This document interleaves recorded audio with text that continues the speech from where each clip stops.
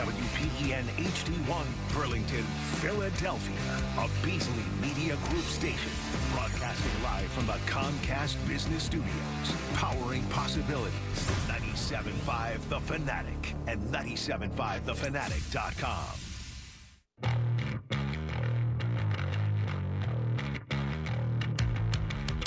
And a good Tuesday morning, Philadelphia. I'm Andrew Salchunas. It's the midday show here on 97.5 The Fanatic. And oh my God, what did I watch last night? You know what I watched? I watched freaking greatness. I watched the most talented player in Sixers history go on the court and drop 70 points last night. And I have to tell you, I was blessed because I was in attendance for it. And as was Ray Dunn, so we're going to have a lot of fun today. But unbelievable performance last night by Joel Embiid. A performance that only happened 8 times prior. He's just the 9th player in NBA history to drop at least 70 points in a basketball game. Think about that for a second. Just the 9th player in the history of the NBA to accomplish something like that. The NBA's been around for a long time. And he's doing it as a big man in a league that doesn't really have prominent big men anymore. It's all about shooting threes.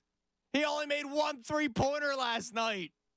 He scored 70 points with 1 3-pointer. And he just did it. And it was dominant. In a night where it was all about Victor Wembanyama, right? And coming to Philadelphia, it was our first chance to see Wemby in town. And Embiid goes, oh, yeah, you guys are excited for this? Sold-out crowd. By the way, it was a sold-out crowd. Parking was a mess yesterday, right? Because everybody was there to see Wemby. And Embiid goes, oh, you're here for a show? I'll take care of it. 70. My man also decided to grab 18 rebounds in the process. Had 5 dimes yesterday. 70, 18, and 5. He is the most talented basketball player that has ever worn a Sixers uniform. And I don't even think I should say in my lifetime. I think a lot of you should agree that a guy that is 7 feet tall, that can handle the rock, that can score from anywhere on the court, you may be able to say he's the greatest Sixer, talented Sixer in the history of the franchise. Now, I understand there's going to be people that take offense to that because of Wilt Chamberlain and Charles Barkley and Moses Malone and Dr. J. I understand that. But a lot of times we do that based off of our childhood. I grew up with Allen Iverson, my childhood hero, my favorite player of all time in the NBA. But even I can sit back and admit that Joel Embiid is the most talented player in Sixers history, at least in my lifetime. I hope a lot of you can realize it's probably the history of the franchise. Now, if you're not ready to have that debate, or if you're taking offense to me even saying, oh, what does this young kid have to do with any of this? What does he know? Forget that for a second. What I want to talk about today is joy. What I want to talk about today is entertainment. What I want to talk about today is happiness, because we have been dealing with crap for 2 months. The Eagles' demise, the collapse, the firing of offensive coordinators and defensive coordinators, the debate about whether or not Nick Sirianni should be fired, the Joe Santoliquito story yesterday about Jalen Hurts and how he's now become an issue in the locker room. People are worried about A.J. Brown. There's so much nonsense going on with the Eagles. Today, we'll still talk about them a little bit because we have a big press conference tomorrow, and I would love to hear from you and your thoughts on what you would want to hear out of Howie Roseman and Nick Sirianni tomorrow, because I do have something that I would love to hear. But I want to put that aside for a second. I want to talk about joy and happiness and entertainment in sports. We did a show not that long ago about how expectations actually ruin our enjoyment. I asked the question, do expectations, when your expectations on a team are high, do you actually take less enjoyment watching that team play because you're so worried about every little crack in the armor? And a lot of you, I think the majority of the polls said, yes, you have less enjoyment when you have high expectations of teams. I understand that there is now a demand, and the demand has been here for a few years, for the Sixers to get out of the second round of the playoffs. I understand that. It has sucked. It has been torturous. We've seen the rise and fall of the process with Ben Simmons. We got excited for James Harden. It didn't work out year one, but year two, they have a 3-2 series lead against the Celtics. Harden drops 40 in 2 games of that series. And then 5 minutes left in game 6, they disappear. They all stop playing. Game 7, nobody showed up. And Joel Embiid is to blame for that kind of stuff. But what I did going into this season, and I'm so happy for myself that I did it going into this season, I told you that I was taking an 82-game educational approach. Come today, I'm not sitting here saying play the song. I'm not sitting here saying this could be a year that they win the championship. No, I'm not doing that. Now, I've told you I do believe this is the year they get to the Eastern Conference Finals, but I'm not going to say this is the year. I promise. No. Because Chesty Andrew hasn't really worked out in recent years. It hasn't really worked out. But my 82-game educational approach has been sitting back, seeing what this team should do come deadline time, which is less than a month away. Just a couple weeks away, actually.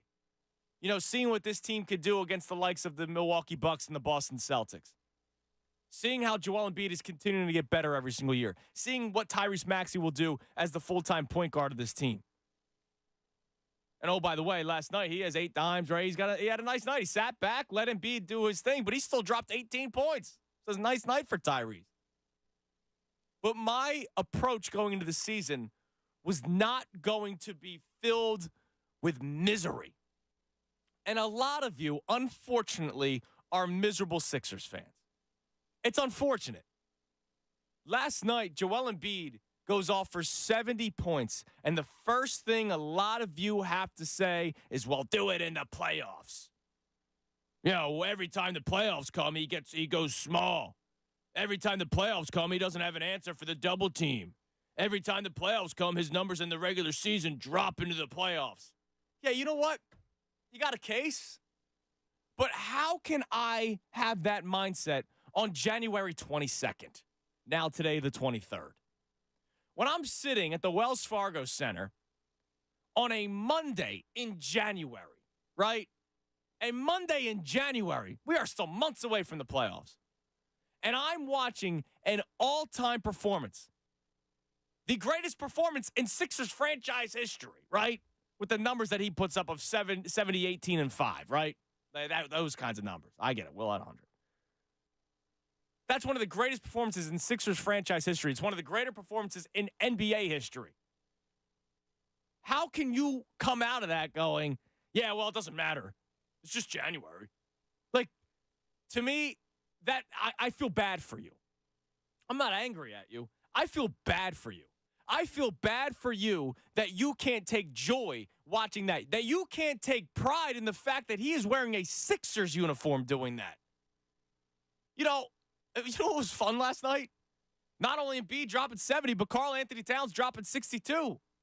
Right? That's something that an NBA fan putting on a random Timberwolves game in January would have fun watching. I remember watching Kobe go off for 81, right?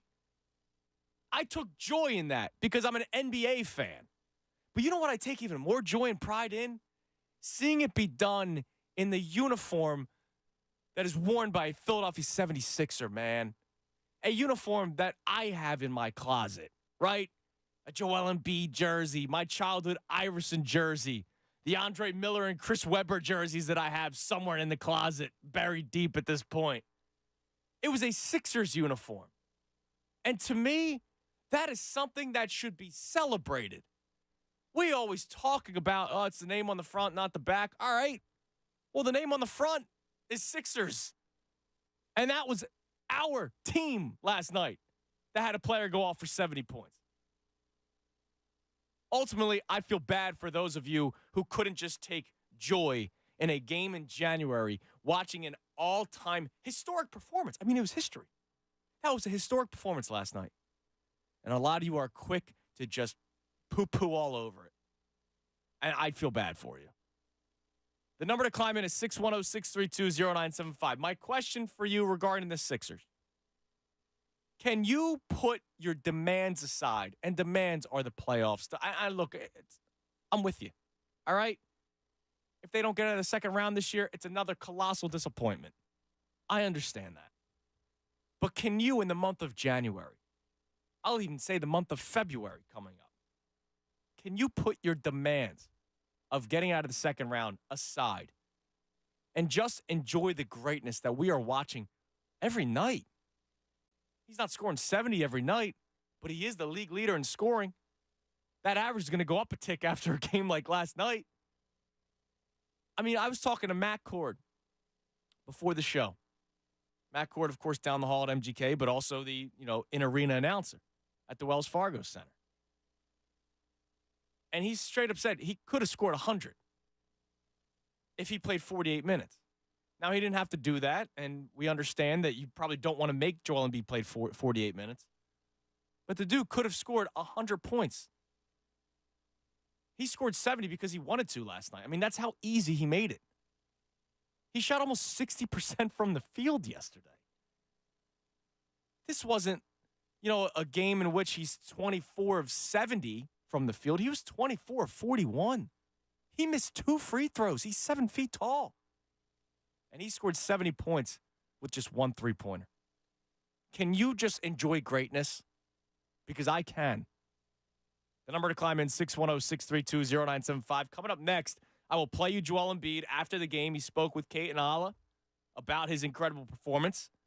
I do have tweets from the haters last night that I will read to you because it's kind of, honestly, it's nonsense. Like, could you imagine you are somebody that enjoyed the greatness, right? Can you even imagine somebody like being upset after last night? It's astonishing to me. So I'll read you some of the hater tweets, the haterade. And I do have an Eagles question because it is still a crazy offseason. The press conference is tomorrow with Howie Roseman and Nick Sirianni. What is it that you need to hear during the press conference tomorrow? What is it that you need to hear to feel good about anything? Whether it's, see, I told you so. Like you hear Nick Sirianni talk about the offense not being good or whatever. Like, is it something for your own, gratification? To me, my answer is I need to hear Howie Roseman take accountability. I need Howie Roseman to take blame. I'll explain more why coming up next right here on 97.5 The Fanatic. Fanatic Sports Update. A franchise record falls. I'm Ray Dunn. This update is brought to you by Discover. Discover wants everyone to feel special with live 24/7 customer service. Learn more at discover.com/credit card. Limitations apply. Joel Embiid scored 70 points last night, breaking the Sixers' single-game record in a 133-123 win over the Spurs. Embiid broke Wilt Chamberlain's Sixers record of 68 points with this bucket in the fourth quarter. Embiid with the ball after a steal. Joel drives it down the lane. Left-hand layup. It's up and good. 70 points for Embiid. 133 to 118. Court length drive. Left-hand layup. A 70-point game for the Sixers star Joel Embiid. And just the 9th player in NBA history to score 70 points in a game, and just the 2nd to record 70 points, 15 rebounds, and 5 assists in a game. The big man is now averaging 40 points per game since December 1st. As for the Eagles, coaching decisions continue to pour in. Philadelphia Inquirer's Jeff McLane confirmed Derek Gunn's report that Brian Johnson will not return as the Philadelphia Eagles offensive coordinator. On the defensive side of the ball, both defensive coordinator Sean Desai and senior defensive analyst Matt Patricia will not return. ESPN's Jeremy Fowler reported that former Commanders head coach Ron Rivera has interviewed for the Eagles defensive coordinator job. We'll get some answers on this organization's moving parts tomorrow when Nick Sirianni and Howie Roseman meet with the media. Keep it locked here for all the latest news and information. I'm Ray Dunn, the home for the Sixers and Flyers, 97.5 The Fanatic. Andrew Saljunas. The Eagles announced that Nick Sirianni and Howie Roseman will meet with reporters on Wednesday for their season-ending news conference. Another indication the head coach is coming back for a 4th season. Once more, it's a mistake. Listen this morning starting at 10. Well, it looks like Nick Sirianni survives another year to be the head coach of the Philadelphia Eagles. I believe that's a mistake. I know the record's been great, but here's the deal. Now that he was on the hot seat, we're going to be watching with a much different eye this upcoming season. 97.5 The Fanatic. In order for small businesses to thrive, they need to be smart, efficient, savvy, staying ahead of the market at every turn, finding ways to do more with less, and taking advantage of every opportunity that comes their way. That's why Comcast Business is introducing the Small Business Bonus, For a limited time, you can get up to a $1,000 prepaid card with a qualifying gig bundle when you switch to Comcast Business, the company with the largest, fastest, reliable network. Yep, you heard that right. 1,000 back. Something extra for your company. From the company that powers more businesses than anyone else. So if you're a small business owner, don't wait. Call or go online to learn about the $1,000 bonus today. Comcast Business, powering possibilities. Ends 2/21/24. New customers with Gigabit Extra Internet, Security Edge, One Voice Mobility Line, and Connection Pro with 3-year agreement. Other restrictions apply. Call or go online for details. You know, winter is here, and if you've had enough of the cold drafts blowing through your living room and you don't want to be under layers of blankets and huddling on your couch, it's time. It's time to talk to the pros at Window Nation. Replace the old windows. Get quality, energy-efficient windows from Window Nation, and it's never been easier, and it's never been more affordable than you think. Right now, through the end of the month, you can replace the windows in your home, and you're going to pay no interest for 5 full years. That's a fantastic deal. And on top of that deal, Window Nation is also giving you 50% off all window styles. So if you have 20 windows, you end up paying for 10, and you've got no interest for 5 full years. Now, they're going to make sure that it fits right. They've got a great installation team, and you won't have to worry about leaky, dirty windows anymore. Your home value goes up. You're not paying interest for 5 years, and you get 50% off every style of window. Do your window shopping online at windownation.com. Every size, every style, every color. They've got all the options to fit your budget and your home. Call 866-90NATION, 866-90NATION, or visit windownation.com. Tell them John Kincaid sent you. The IRS finally caught up with Louie. I hadn't paid my taxes in 8 years. I owed the IRS a lot of money. Louie was in deep trouble. We're going to take your house, put a lien on your bank account, garnish your pay. They don't care. They're going to take your paycheck. Louie found out about Optima Tax Relief, the leading tax resolution firm. A+ rated by the Better Business Bureau, they've resolved over $1 billion for their clients. Optima Tax, they helped me. They calmed me down. They made me feel comfortable, and I trust them. Louie has a lot to be thankful for. I don't owe the IRS anymore, and I'm able to live a comfortable life, a lot better life. It was because of Optima Tax. For tax help you can trust, call Optima now for a free consultation. Take it from Louie. If you owe the IRS, don't go it alone. Give Optima Tax a call. They can help you. Call 800-354-2840. 800-354-2840. 800-354-2840. Optima Tax Relief. Testimonial from an actual client. Some restrictions apply. For complete details, please visit OptimaTaxRelief.com. Hey, you! You're listening to 97.5 The Fanatic right now, and you're hearing about all these great opportunities from our sponsors. What would it feel like to listen and hear us talking about your business? More importantly, how will you feel when your phone rings with people saying, I heard you on 97.5 The Fanatic? Find out how you can make that happen. Send an email to marketing@975thefanatic.com. That's marketing@975thefanatic.com. The next commercial you hear could be yours. Open enrollment is happening right now, New Jersey. Join the many residents who are getting quality, affordable health coverage through Get Covered New Jersey. If you need health insurance, this is the time to enroll. Get Covered New Jersey offers increased plan choices and more savings than ever. 9 in 10 people get financial help for plans that include preventive care, prescriptions, emergency services, and more. And many pay $10 a month or less. Find your plan at getcovered.nj.gov. Nothing slows my little girl down, except a stuffy nose. Mommy. That's why I use Sinex Children's Saline from Vicks. Sinex instantly clears mucus in everyday stuffy little noses with a gentle, ultra-fine mist designed for kids. Just Sinex? Breathe. Her stuffy nose is gone for now. And so is she. Sinex Children's Saline. Sinex, breathe. Use as directed, keep out of reach of children. If you're looking for a new couch, you could cut down on expenses by bundling your car and renter's insurance with Progressive. Because you know you've had this couch for too long. Sure, you've had good times together, but a ripped-up cushion is not a fond memory. It's a sign. Notice how other people have couches with 2 armrests? Now that's living, right? No, it's just normal. So bundle your renters and car insurance with Progressive and put the savings toward a new couch. Please, it's time. Progressive Casualty Insurance Company coverage provided in service by affiliates and third-party insurers. Not available in all states. New year, new car. So get to Barlow Buick GMC in Woodbury, where all 2023 leftovers must go. They're offering specials on popular models like the Terrain, Sierra, and Enclave. Plus 1.9% financing on select models to well-qualified buyers. At Barlow, they treat their customers like family and want the buying experience to be convenient and hassle-free. So start 2024 off right and visit them in Woodbury or online at barlowautogroup.com. Experience the new Buick GMC. We are professional grade. When my daughter gets a cold, I have a secret weapon. Dayquil Kids Berry from Vicks. Dayquil Kids is specially formulated to treat kids' most bothersome cold and cough symptoms quickly. And the best part is that Dayquil Kids Berry tastes really great. Aren't you supposed to be resting? Maybe.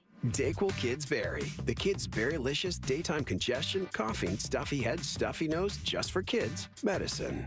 Safe for kids 6 years plus. When you open the Bet Parks app, you're in the zone. Winning is always a rush, but the money is in the moments. It's the anticipation of another face card, the thrill of an extra spin, and the pure joy of a jackpot. It's all your favorite games at your fingertips. Plus, get up to $1,000 casino bonus back if you're down in the first 24 hours. You play for fun, you love to win. You bet. Bet Parks. Must be 21 and in Pennsylvania, New Jersey, Ohio, or Maryland. Gambling problem? 1-800-GAMBLER. Hold on. Someone just slipped and fell on my neighbor's icy sidewalk. Hey, need some help? Yeah. Okay, you need to demand Rand. What? You know, Rand and Mike Spear, the accident lawyers, they've won over $750 million for their clients. Great. You think you could give me a hand? What, go out in this cold? No, thank you. If you need legal help, don't get left out in the cold. Call 1-800-90-LEGAL and demand Rand. Or start your claim online now at randspear.com. 1-800-90-LEGAL. Philly sports fans, the energy of the city. 97.5, The Fanatic.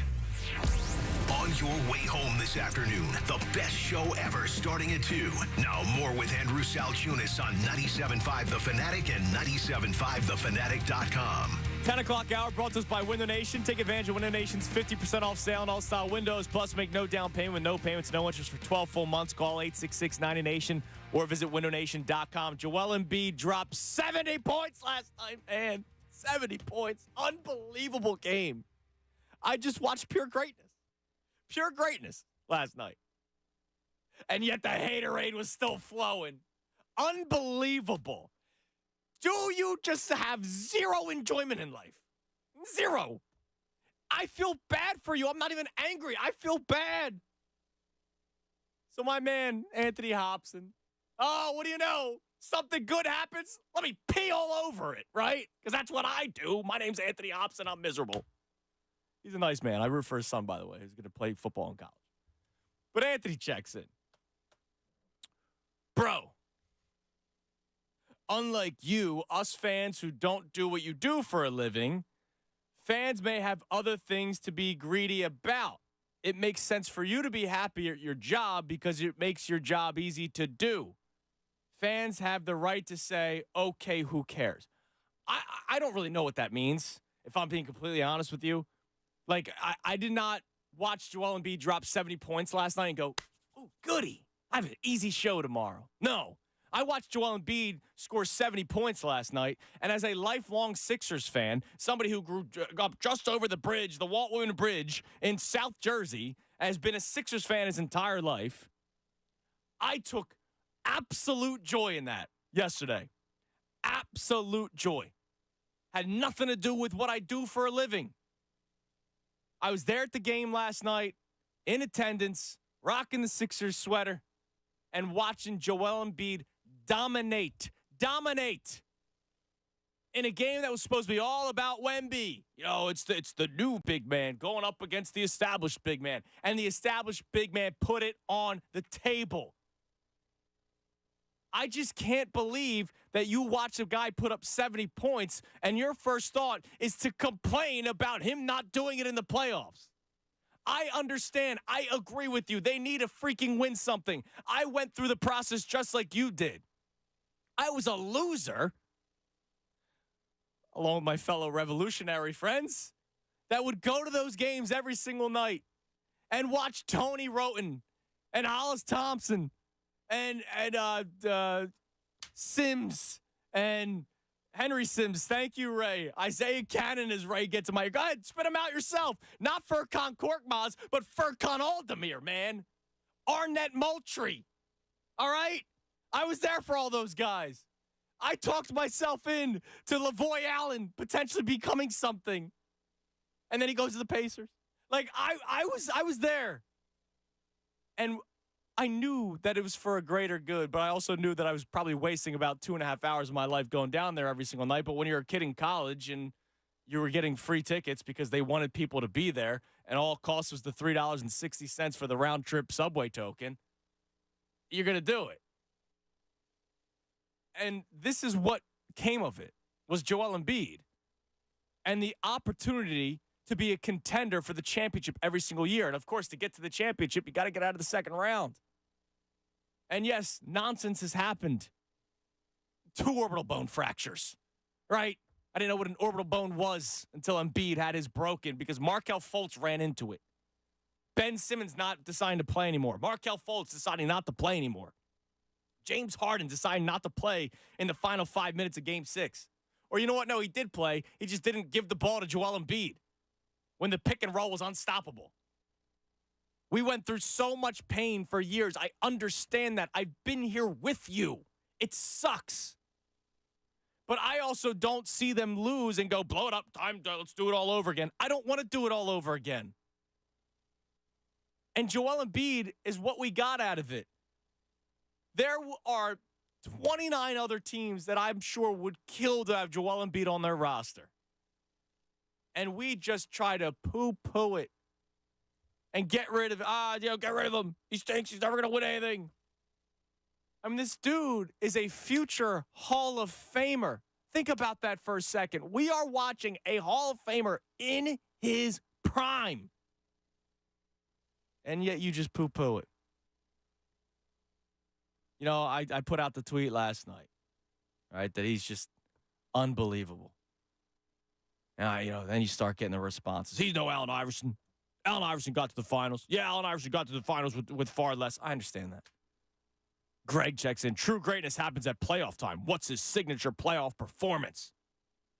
Like, come on, man. I get it. I'm talking about a freaking game in January. A game in January where a guy drops 70 points and you just ignore it. Oh, my God. Anyways, you may not be happy. I know a lot of you are happy. But I'm talking to you, those of you who just try to poo-poo it. But I do know that Joel Embiid is happy. Last night, after the game, here he is talking to Kate Scott and Aldo Nabi. You put up 59 in 3 quarters. Take us back to your mindset when you're checking back into the game in the 4th. What are you thinking to yourself at that point? Close the game out, honestly. The game was still pretty close, so obviously when you got the hot hand and you want to close the game out, that was my mindset. And, obviously closing the game out means being aggressive and, playing whether it's defensively and offensively, trying to get as many stops and, trying to score the ball. So, make great passes. So that was really my mindset. I know you reading articles and listening to what is being said about the big fella Wembanyama. There's a part of you that had to say, this is my building, this is my league. I know you're good, but this is my time right now. Let me show you by my play. Was any of that in your head today, big boy? I mean, the big fella, he's amazing. He's great. In my opinion, he's up there as far as already the best players in the league. So, obviously, bright future. But, I wouldn't sit here and lie to you. But, but then again, that's also my mindset every single game. It doesn't really matter who's in the building. My mindset is attack, dominate, offensively and defensively. So tonight was no different. I don't think no opponent was, anything. So, but, that just goes back to my mindset every single game compared to, previous seasons. Every single game, there's no let up. take enough any possessions, and you just want to dominate. Yeah, we're seeing that this season. You've absolutely dominated. And what did it mean to do it here, Joel? We heard the crowd go crazy as soon as we started to think you were maybe checking back in. What did it mean to do it in front of your fans here in Philly? It feels great. Obviously, Philly, we've been through a lot, but this is nothing. This is just another accomplishment. Obviously, you want to get the whole thing, and that's what we walk into towards. We got a long way to go. I don't know how good we are. We still trying to figure it out, but the key for us is to stay healthy and keep trying to play our best basketball and then go from there. What we're seeing is unique. It's historical, and we try to put it in perspective. Are you aware of some of the things that you're doing out there? In other words, you get compared to Wilt Chamberlain. What kind of perspective does that give you when you hear his name alongside yours? It's great.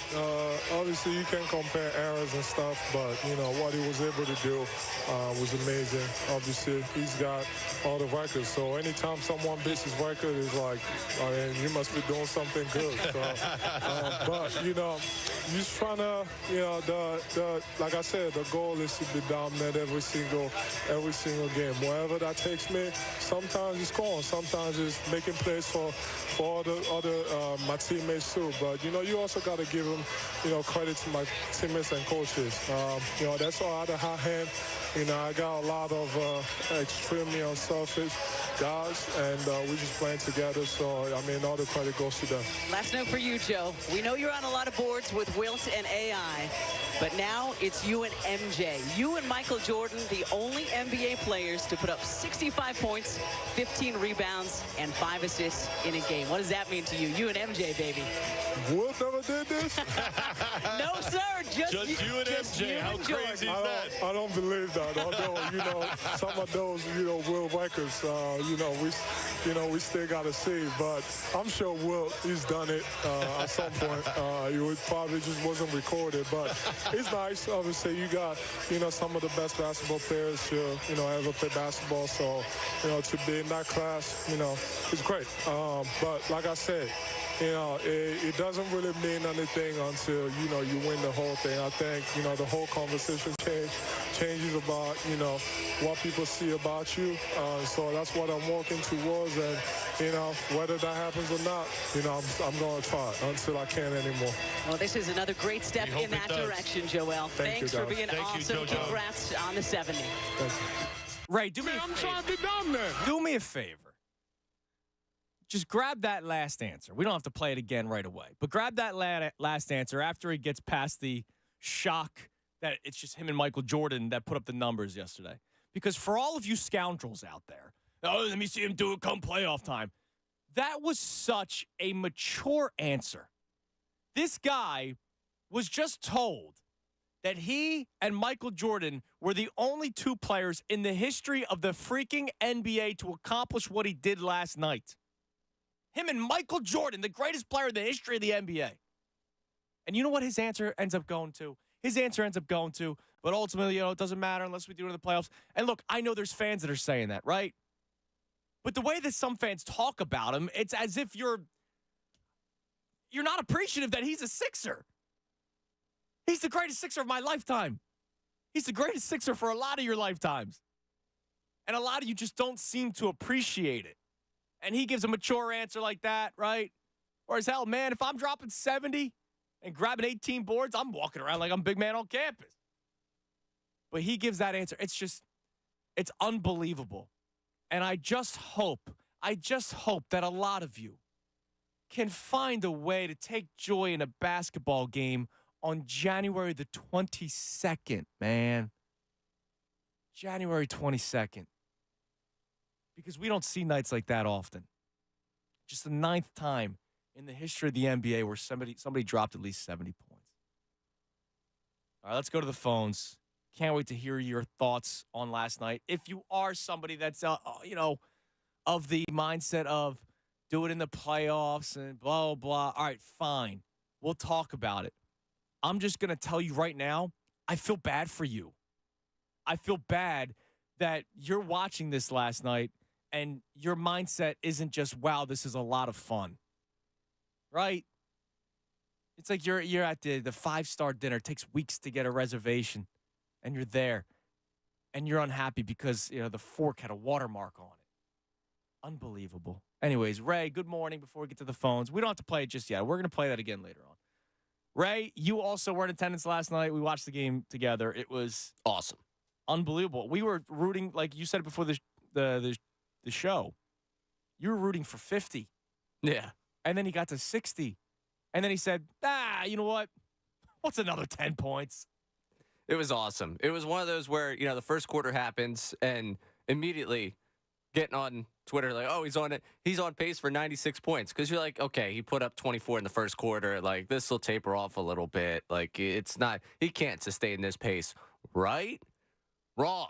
He can sustain that pace, and obviously he doesn't play the full 40. If he plays the full 48 the way you said with Matt, it's like insane what he would have been able, the numbers he puts up there. But the fact he comes back in, closes out that game, the focus when he's closing out that game is winning the game, but by winning the game means he's going to get his touches, and he gets to 70 points. And the vantage point that we had from where we were sitting of watching him go down the floor after the steal, get there with the left hand, lay it up, and get to 70 points and seeing the crowd erupt, it was just an incredible moment. And it was a night that I'll never forget with it. And it's really cool, with everything that happens with him.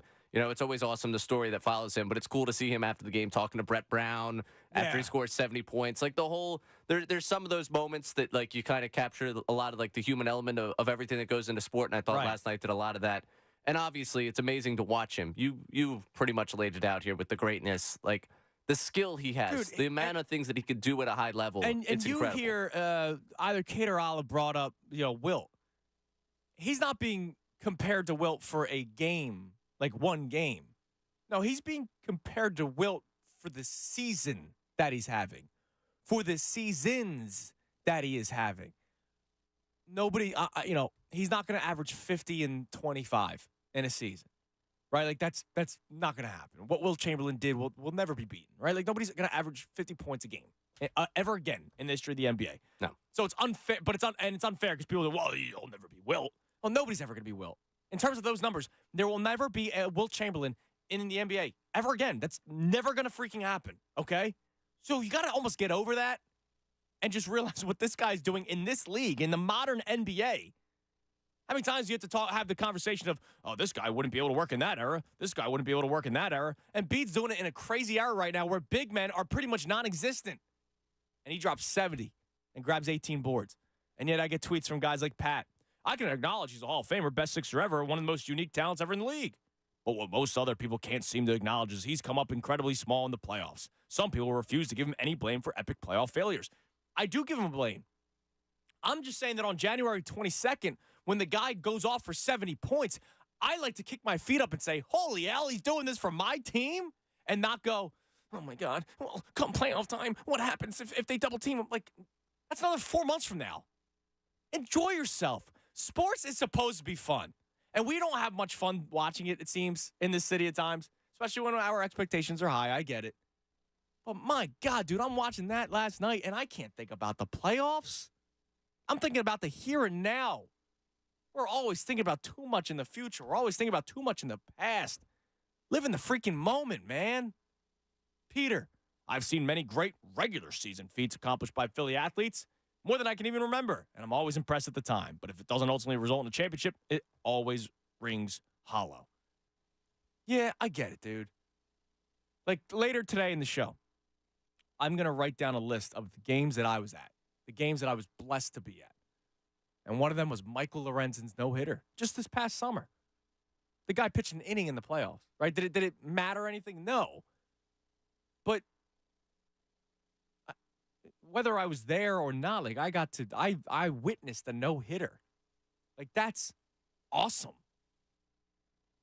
Man. Not for nothing. Yeah. 70 points you haven't seen in a Sixers uniform. You literally have not. It's a franchise record. You haven't seen 70 points. Okay, if you were around for Wilt and the Philadelphia Warriors, hey, good for you. Right. You've seen this happen before. For a lot of you out there, you literally have not seen this. No. So just freaking enjoy it, man. Let's go to M in the Northeast. M, you're on the Fanatic. Gentlemen, good day. Let me get right to it. There's a reason why I went to you first, M, because I love your perspective on sports. Well, here you go. I don't feel sorry for those people that are telling us about the playoffs in any way, shape, or form, because they are nattering nabobs of negativity. So that's what I have to say on that.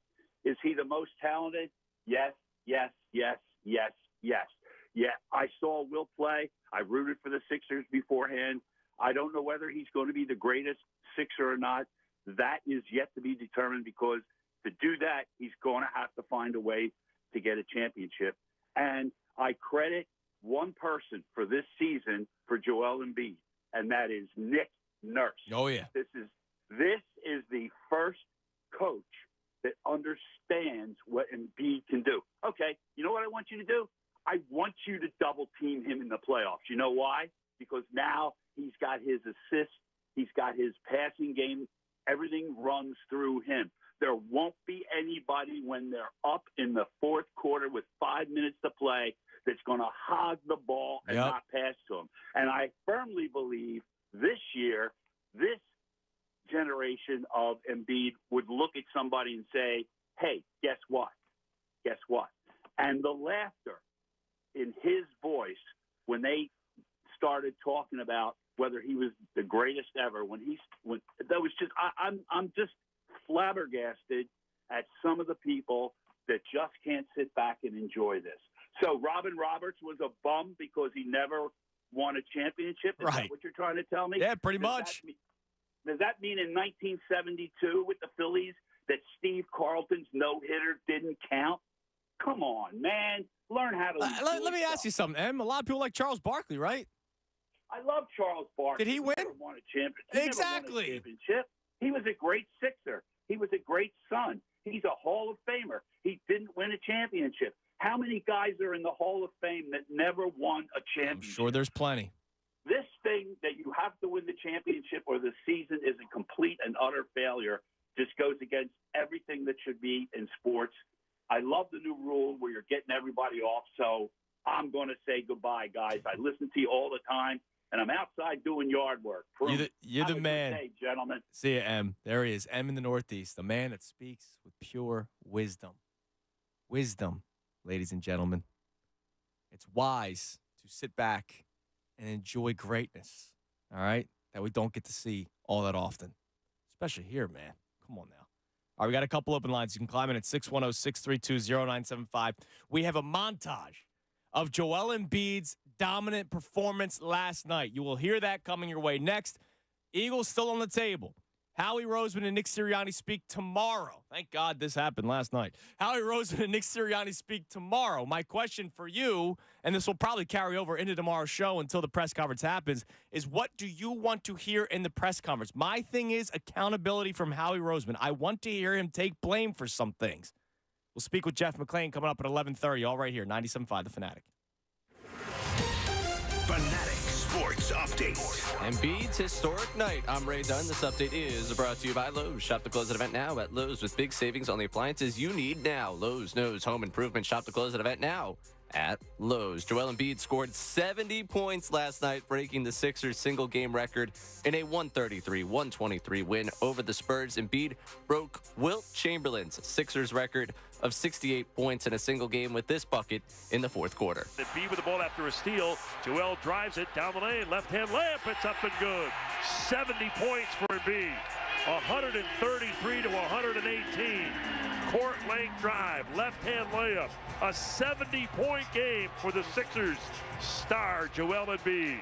And just the 9th player in NBA history to score 70 points in a game, and just the second to record 70 points, 15 rebounds, and 5 assists in a game. The big man is now averaging 40 points per game since December 1st.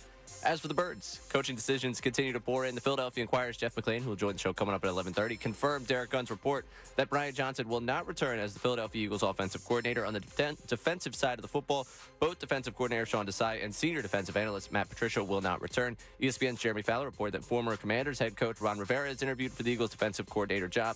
And we'll get more answers on this organization's moving parts tomorrow when Nick Sirianni and Howie Roseman meet with the media. Keep it locked here for the latest news and information. I'm Ray Dunn here on the home for the Sixers and Flyers, 97.5 The Fanatic. This is Tariq, reminding you every 76ers game, home and away, right here, 97.5, The Fanatic. The big plays, the moments that matter. Mo Bamba here to tell you that this is the radio home of the Philadelphia 76ers. 97.5, The Fanatic. Ask yourself, what professional sport has the best home field advantage? Well, honestly, it's not even close. To have home field advantage in MLS soccer has you winning just under 70% of your matches. Which pro sport is second? It's the NBA, coming in at around 63%. The NHL follows next, just ahead of the NFL, 59 and 54% respectively. Baseball rolls in at 54%. Imagine taking a shower that never runs out of hot water. Well, here's some good news. Bradford White's Infinity Series GS and GR tankless water heaters deliver endless hot water whenever you need it. They're highly efficient, too, saving you energy and money. Like all Bradford White water heaters, they're built to be the best for years of reliable performance. How you heat your water matters. Learn more about our Infinity Series tankless water heaters at BradfordWhite.com. This winter, cozy up to a home that's perfectly yours with Preferred Pros. From skilled craftsmen and expert designers to top veterinarians and relaxing pools and spas, we've got the best recommendations for you. Let us help you make your dream project a reality. Your home, your life, our professionals. Connect with Preferred Pros you can trust. Ensure your heating and cooling system is in peak condition. Last year, Hutchinson performed thousands of repairs that could have been avoided with a tune-up backed by the area's top no-breakdown guarantee. Landis Block transforms your backyard into a dream oasis. Visit landisbc.com to start envisioning your paradise today. From pavers to landscaping, they've got you covered. Landis Block, your backyard, your paradise. WM Henderson Cooling, Heating, and Plumbing, and now featuring Farron Electric, provides clear upfront pricing for everything from simple repairs to full system outages. Check out Preferred Pros today. This paid program is sponsored by businesses highly rated by actual customers. For more details on Preferred Pros, visit 975thefanatic.com. Hey guys, Bob Cooney here. And if you've been watching the NFL playoffs from the sidelines, there's no time like now to get in the game with FanDuel in partnership with Valley Forge, America's #1 sportsbook. New customers bet this Sunday's conference championship games with $150 in bonus bets, guaranteed when you place your first $5 bet. FanDuel has so many ways for you to pick up a W. You know all the different ways. Over-unders with players, over-under on point spreads, so many different ways to go, and you know how much we love our same-game parlays. So go to FanDuel right now. Get started with $150 in bonus bets, guaranteed when you place your first $5 bet. All you have to do is visit FanDuel.com/Bob to join today. That's FanDuel.com/Bob. Make every moment more with FanDuel, an official sportsbook partner of the NFL. 21 plus and present in PA. First online real money wager only. $10 first deposit required. Bonus issued as non-withdrawable bonus bets that expire 7 days after receipt. Restrictions apply. See terms at sportsbook.fanduel.com. Gambling problem? Call 1-800-GAMBLER. Prescription products require completion of an online medication consultation with an independent healthcare provider through the LifeMD platform and are only available if prescribed. Subscription required. Individual results may vary. Additional restrictions apply at lifemd.com. Read all warnings before using GLP-1s. Side effects may include a risk of thyroid C-cell tumors. Do not use GLP-1s if you or your family have a history of thyroid cancer. If you've struggled for years to lose weight and have given up hope, did you know you can now access GLP-1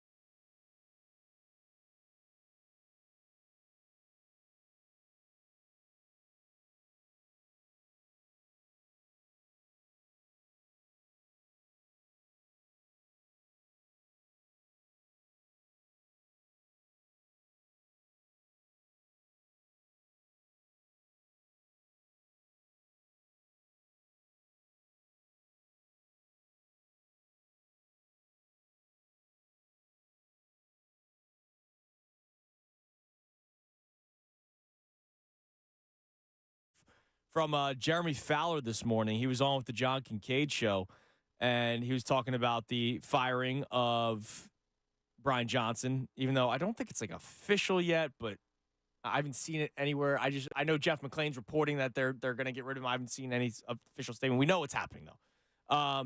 But some interesting stuff from Jeremy Fowler about the Eagles. And he actually said, according to a source, the OC job is actually a tough sell. And for me, remember, we were talking about this yesterday. I'm like, well, I mean, you got Jalen Hurts, A.J. Brown, Devontae Smith, Dallas Goedert, an offensive line. Yeah, you're going to lose Jason Kelsey, but you still have some talent up there. Here's a quote from the show this morning. I think coaches know going into this it's a tough situation, especially on offense, because, Nick Sirianni is going to have major influence over the game plan. If that's the case, I'm even more upset. I said already over and over and over again, it is a mistake to bring him back as head coach of the Philadelphia Eagles. If he still has say on the offense, like his game plan that freaking sucked, his game plan that he said before the season started, we don't have to change anything, right? My offense, we just need to tweak a little bit. We just need to get better at what we're doing. If it ain't broke, don't fix it. And, well, they go from 10-1 to 11-6 and losing the first round of the playoffs, and they had nothing going offensively. He also said that staff members inside NovaCare are upset about Brian Johnson being let go. The quote from Jeremy Fowler, and of course you can hear this again on 97.5thefanatic.com. There's some weird vibes out there. I just don't know that everybody on the staff is happy about everything that's gone down, especially with Brian Johnson, who was sort of caught in the middle. Now, do I think Brian Johnson is some incredible offense coordinator? No, I don't believe that. But, man, if people are talking about how Sirianni's causing a problem, then why bring him back? I'll ask Jeff all about this coming up at 11:30, and tomorrow's press conference will be an interesting one. And to me, the thing I need to hear the most is Howie Roseman take accountability and blame for some of the things that went wrong this year, including demoting Sean Desai and promoting Matt Patricia, which I still don't believe it was Nick Sirianni's call. All right, let's go to the phones, because I don't want to just be miserable. I want to celebrate the good. I want to take joy in things that happen that we don't get to see in the NBA all that much. I mean, we're not just talking Sixers. Just the 9th player in NBA history to score 70 points in a basketball game. And he wore a Sixers jersey doing it. I don't know how there's not more pride in that, or how people aren't taking more joy. I know there are a lot of people, right? Don't get me wrong. I know a lot of people are taking joy in this. To me, it's the people that are like, wait till they do it in the playoffs. Like Anthony Hobbs is still going at me on Twitter. I'm happy for you that you're taking joy, but oh, God, Jesus, criminy. I'm asking for a day. I wanted to come in here today and just celebrate it. Instead, I have to talk about people that are miserable about a 70-point performance. Let's go deep in these streets. blackgritty.com. What's up, BG? Young Thundercat, let me tell you something. You have a son now. Yes. How's the kid doing? He's doing great. Another ear infection, believe it or not. I mean, he is his father's son, but maybe he never grows up to win a championship. Maybe he doesn't get a state championship. Maybe just going to see him play in high school at a game is enough to bring you joy as a father. Yep. I'm a father of my Philadelphia teams. And yes, I'm frustrated. Yes, I'm upset. But my goodness, did you not talk about Allen Iverson? Everybody that brings up Allen Iverson, shut up to me, because the man never won a championship. But we all know pound for pound, he was the greatest that ever walked the planet with a basketball in his hand. Yeah. And you take pride in that, okay? He crossed over Michael Jordan. I hate Michael Jordan. I love bringing up to anybody that's a Jordan fan, okay? That's pride. That's joy. That was a regular season game that the whole nation and world knows and talks about, just like not going to practice. So don't tell me that you're missing out on Joel, Will, and Embiid just because you're upset about the playoffs that don't come in 6 months. Shut up. Everything in your life sucks right now. Gas is high. The food is high. At least I can get Joel putting up 70 on Wembanyama, the new unicorn that they want to crown out here. You think he wasn't doing it for Brett Klein out there, going out to show that young kid? He absolutely was. I do love that Kate and Elastic, because he absolutely was. Hey, for a guy from Cameroon, Africa, who was wearing a Kobe jersey, don't even know nothing about basketball, that picked up basketball, come out here and do what he do. You better shut your mammy jammy mouth and enjoy Joel Embiid. Clap your hands, play the song, shut up man. I love you. You're the man, BG. But no song. That's the one thing that I will stand by. No song this year. For everybody that's saying do it in the playoffs or Embiid, 70 points and whatnot, I don't see eye to eye with you today. But the song, Ray, I have been on that from the beginning. Said it last year when the season ended. No song next year. No song this year. No, not even after a night like that. No song. Did it look like I even went to think about doing it? Nope. No song. I understand. No song. It was great. We're getting tweets at it. I'll be honest. It was great hearing it in the background. Oh, yeah. With Embiid's post-game interview. It was great hearing it. It was great hearing it when the buzzer sounded. Look. I did some dancing. Don't get me wrong. I still love the song, right? But the notion of PTS is, it's also excitement with the team, and they're going to win it this year. And I told you, not 82-game educational approach. Come playoff time, all right, let's go. Not yet. Now Tristan Holman checks in. Using the logic Embiid haters use, calling him a bum because he lacks playoff success, I guess they also think Iverson, Barkley, Lindros, Dawkins, Westbrook, Holiday are all bums as well. They never won a championship. That's something like, look, let's say Joel Embiid never wins a championship, right? 10, 15 years, I'm talking a little coot, right? I'm telling about, man, I got to watch Joel Embiid. Yeah, well, part of me would be like, I just can't believe they never won. Because I'll also tell them about the Jimmy Butler team, James Harden team, the process, what we went through. Like, oh, my God, like that story, like the whole story is still amazing to me. I can't get enough of it. And so, yeah, I'm going to say, like, oh, my God, like, I can't believe they never won. I didn't watch, I think, it's too young for Barkley. Do people go, man, but he never won? Like, no, we talk about Charles Barkley as one of the greatest Sixers of all time. Talk about Charles Barkley as a Hall of Famer. We don't talk about how he never won. Will the he never won thing disappear at some point for Embiid, like, after his career's over, if he never wins? I would guess. At some point it'll become more appreciation, but you always have people that say they didn't win anything. Like, I think it will continue with him. And he's almost like cursed by the decision of like, I want to stick it out here because it becomes more losses pile up on him. Right. And it's like, wow, now you've got years and years of it. And it's like you're the one consistent of continuing to lose. And I think that's a mindset that's very toxic for our fan base that we, for some reason, continue on with. Well, he's the one that's been here the whole time. So it's look at what he has endured in terms of this organization, in terms of all the things that have happened around him. And he has turned into this great player here in front of you in this city. Right. A much lesser man, much lesser player would have walked straight through that door and would have never come back. And yet he's doing it in a Sixers uniform in front of you. We talk about a league. We talk about a league where guys bounce around all over the place. I thought one of the coolest moments last night was Kevin Durant was told that Embiid dropped 70 at his post-game press conference, and he goes, 70 points?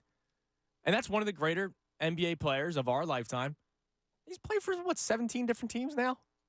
And even to take it away from the teams thing, but Durant having that reaction. You saw LeBron check in, tweet about it. Oh, yeah, he tweeted about it. Like, and the conversation, I know we've talked about Pat Bev and his, guys around the league talking about how do you stop this guy? How do you stop this guy? And that's a conversation around the league. The players around this league appreciate his greatness. Jokic, who we love having the back and forth with, the two of them consistently talk about what it's like to play against one another, how great they are. The basketball players are telling you he's great.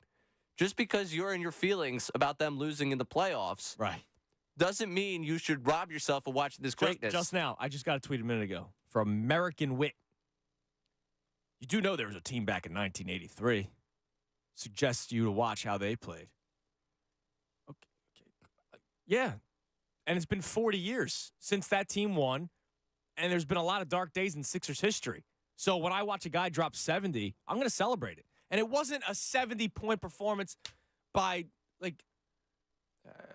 I'm not trying to throw crap at, Kelly Oubre, right? Yeah, Kelly Oubre drops 70, we would celebrate it, right? And B drops 70, and it's doing it in the playoffs. Why?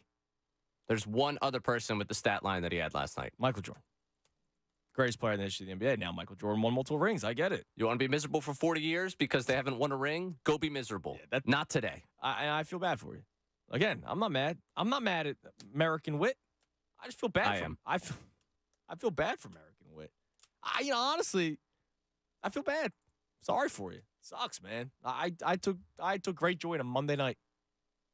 When anything else would be boring. The Eagles are done. I had fun on a Monday night. Incredible. All right, let's go to James in Virginia. James, you're on the Fanatic.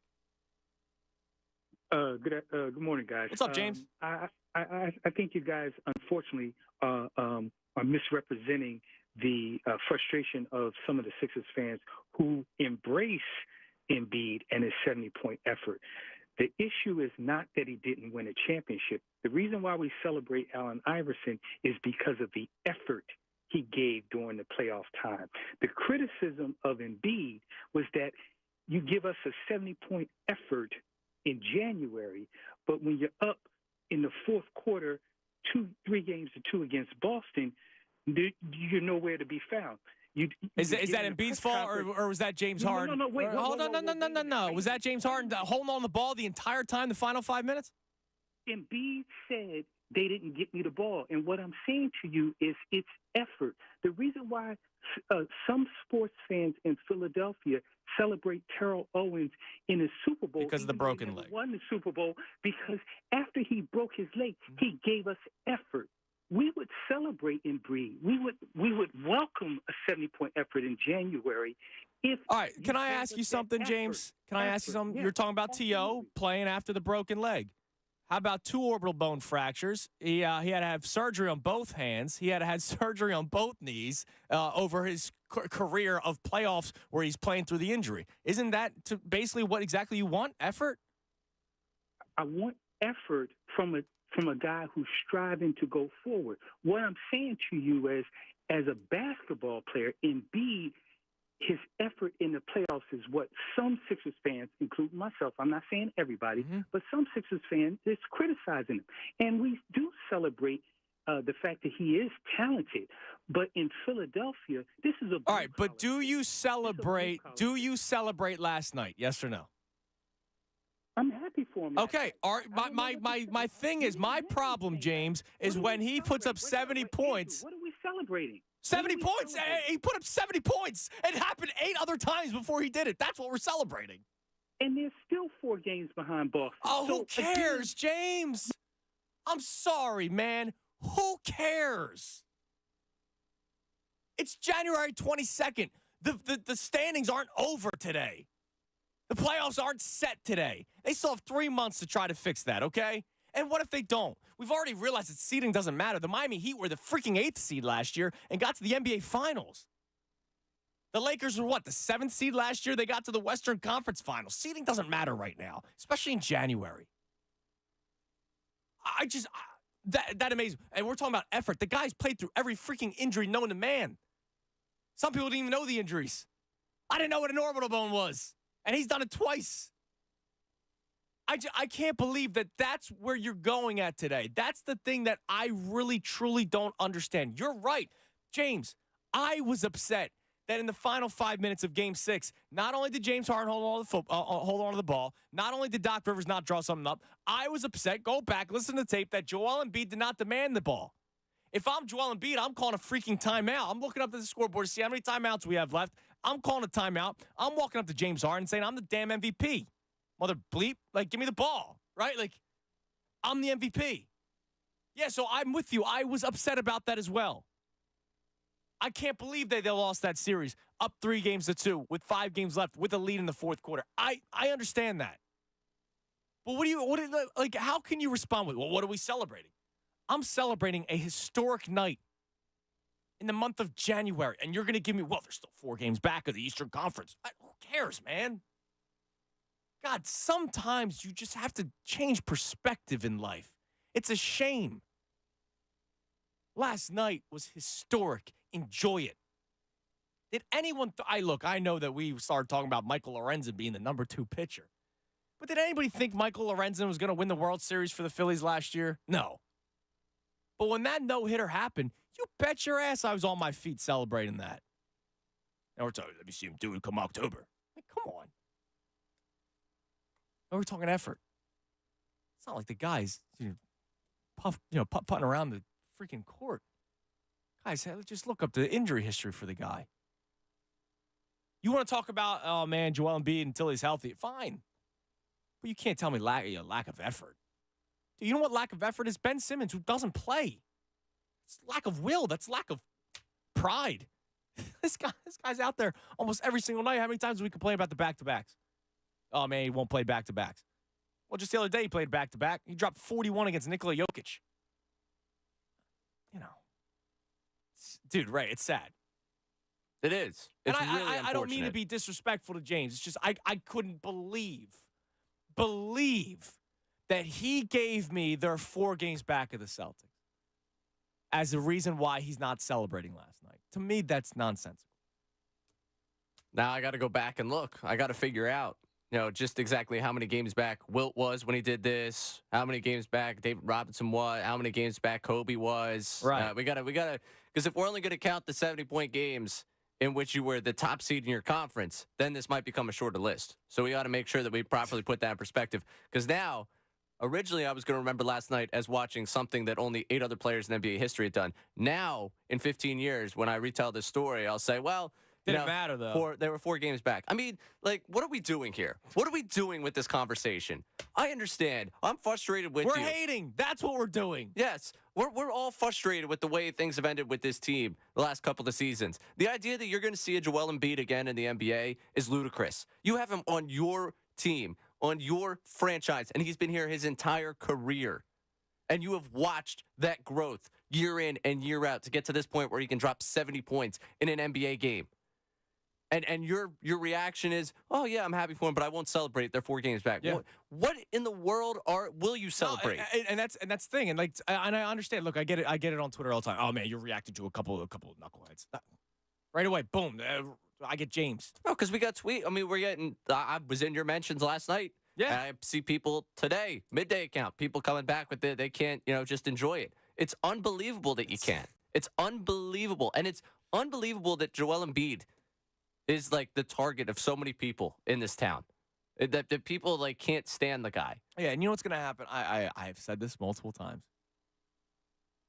The day he leaves will be a very dark day in Philadelphia. The day Joel Embiid is no longer with the Sixers, I will sit here and say, all right, you got your wish. Let's see what happens. And if Embiid's not on this team, they're a playing team. Okay? We call it like it is. If Embiid's not on this team, they're a playing team. Man, the disrespect is real. What award did I give him, Ray, for 2023? Most disrespected athlete, Philadelphia. Yep. We can't cherish a 70-point performance. Shame on you. 610-632-0975, the number to climb in. We have one open line. Jeff McLane will join the show coming up at 11:30 to talk about the Eagles press conference that will take place tomorrow with Nick Sirianni, because he's back, and Howie Roseman. Jeff McLane, by the way, reporting that Brian Johnson is on his way out as OC. Love to hear his thoughts on what the message may be in the locker room, staff, that Brian Johnson, Sean Desai, guys that have taken the fall for maybe Howie Roseman's mistakes and Nick Sirianni's terrible game planning. Talk about that with Jeff coming your way next, right here on 97.5 The Fanatic. Now, if you've been watching the NFL playoffs from the sidelines, there's time to get on all the action with FanDuel in partnership with Valley Forge, America's #1 sportsbook. New customers bet this Sunday's conference championship games with $150 in bonus bets guaranteed. All you got to do is place your first $5 bet. FanDuel has so many ways for you to pick up the W. You could just go with the spreads in the games. You can go with a money line, or you can go with some SGP action. Right now, the Ravens are 3.5-point favorites over Kansas City. When we did our bracket the other day, I believe that this was the year that Baltimore and Lamar Jackson would get through, so I'm going to ride with Baltimore to cover the 3.5 against Kansas City. The Niners are 7-point favorites against Detroit. I'm sorry. I think it's Baltimore and San Francisco in the Super Bowl. Go to FanDuel right now. Get started with $150 in bonus bets guaranteed when you place your first $5 bet. Just visit FanDuel.com/Fanatic to join today. That's FanDuel.com/Fanatic and make every moment more with FanDuel, an official sportsbook partner of the NFL. You got to be 21 plus and present in PA. First online, real money wager only. $10 first deposit required. Bonus issued is not eligible bonus bets that expires 7 days after receipt. Restrictions apply. See terms at sportsbook.fanduel.com. Gambling problem? Call 1-800-GAMBLER. Fanatic Sports Update. A franchise record falls. I'm Ray Dunn. This update is brought to you by Discover. Discover wants everyone to feel special with live 24/7 customer service. Learn more at discover.com/credit card. Limitations apply. Joel Embiid scored 70 points last night, breaking the Sixers' single-game record, a 133-123 win over the Spurs. Embiid broke Wilt Chamberlain's Sixers record with this bucket in the fourth quarter. Embiid with the ball after a steal. Joel drives it down the lane. Left-hand layup. It's up and good. 70 points for Embiid. 133-118. Court length drive, left-hand layup. A 70-point game for the Sixers star Joel Embiid. Embiid is just the 9th player in NBA history to score 70 points in a game and just the second to record 70 points, 15 rebounds, and 5 assists. The big man is now averaging 40 points per game since December 1st. As for the Birds, the coaching decisions continue to pour in. The Philadelphia Inquirer's Jeff McLane, who will join the show coming up in the next segment at 11:30.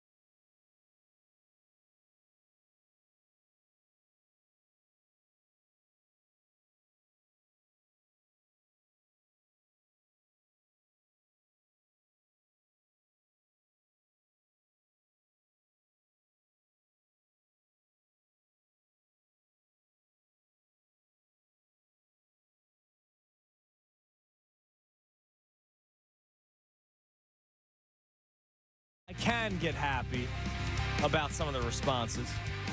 Because obviously when we do this, I point out the ridiculous nonsense that some people are saying about Joel Embiid dropping 70 points last night, and your first response is, well, they're 4 games back of the Celtics. Come on, man. Sinclair checks in. Now, Sinclair is a finals or bust guy. I remember Sinclair tweeting in before the season started, or right when the season started, because we did a show about, the 82-game educational approach. Can you celebrate the highs, not overreact too much to the lows, and can you wait until the trade deadline, then make your opinion on the team, make your opinion come playoff time? Daryl Morey, who joined us from the Sixers Gala the other day, he said that, I asked him at the end, I was like, what's your message to the city of Philadelphia that's still waiting for you to make a trade? Because we had him on the day that the Pacers traded for Pascal Siakam, and he said, please make your decision on this team come playoff time and what we do with the trade market, what we do with the buyouts, blah, blah, blah. And I remember Sinclair tweeting in earlier in the season. He was like, it's finals or bust. I'm not going to take Joe, blah, blah, blah. Like, he was like anti-Sixers until they get to the finals. Well, he just tweeted in, Ray. I can't speak for anyone else, but I loved watching him last night. I love watching the team nightly. I'm still finals or bust regardless of results in January, but I'm like you. I don't know how people can, at the very least, enjoy what they witnessed last night. That's beautiful, man. Look, I, too, am get out of the second round guy, right? I'm with you. I don't want that message to be forgotten. I said before the year, this year, 2024 started, on that special Talk Stars show that we did that aired on Christmas Day and New Year's Day, that my prediction for this year, the bold prediction, we all went around the room and we did a bold prediction for 2024. I remember Johnny the K said, the Flyers will make the playoffs. Me and Bob both had the same one. This is the year they get out of round 2. The depth of this team is far better. Joel Embiid himself is better. Tyrese Maxey himself is better. Nick Nurse is a better coach. They have assets to make a trade for another player that will fit with this team, whether it's a star or another role player or another guy off the bench. And once you get that means more bench. A guy that might be in the starting lineup right now might move to the bench. This team is actually built to be the team that gets out of it, right? And if they don't, I, like you, will be extremely disappointed. If Joel Embiid goes out there in round 2 against the Celtics or Bucks or whoever they're playing, and he averages 7 points a game, yeah, I'm with you. I'll be angry. But my point that I'm trying to drive home today is the fact that the playoffs aren't for another couple of months, guys. Don't give me their 4 games back of the Celtics. I want to talk about a historic night in Philadelphia. A member of the Philadelphia 76ers, the member of the Philadelphia 76ers, the face of the franchise, the guy that the process was all about, even though it was winless for Wiggins. But hey, we'll forget that, right? We're all Embiided up, all right? Screw winless for Wiggins, right? Nobody wanted Noah Vonleh. Oh, I'm sorry. It was all about Embiid, right? And Embiid comes out of it. And I still remember, man, as I said earlier, later on in the show, I'm gonna tell you the games that I was blessed to be at. I was blessed to be at the Wells Fargo Center on October 26th of 2016 when Russell Westbrook and the Oklahoma City Thunder were in town. And JoJo stepped on the court for the first time, man. That's what it was all about. And the pain and suffering that we have gone through, yeah, it has sucked. But that guy has won MVP. He's been runner-up back-to-back years. And he's the favorite right now if he can play the amount of games he needs to play. And he's been here through all of it and dropped 70 last night. I take so much joy in that. And I feel bad for the scoundrels out there that just can't enjoy it. Jeff McLane joins the show coming up at 11:30. Let's go to Tasty Cake Dom. Dommy, I'm sure you enjoyed yourself last night. Oh my God. I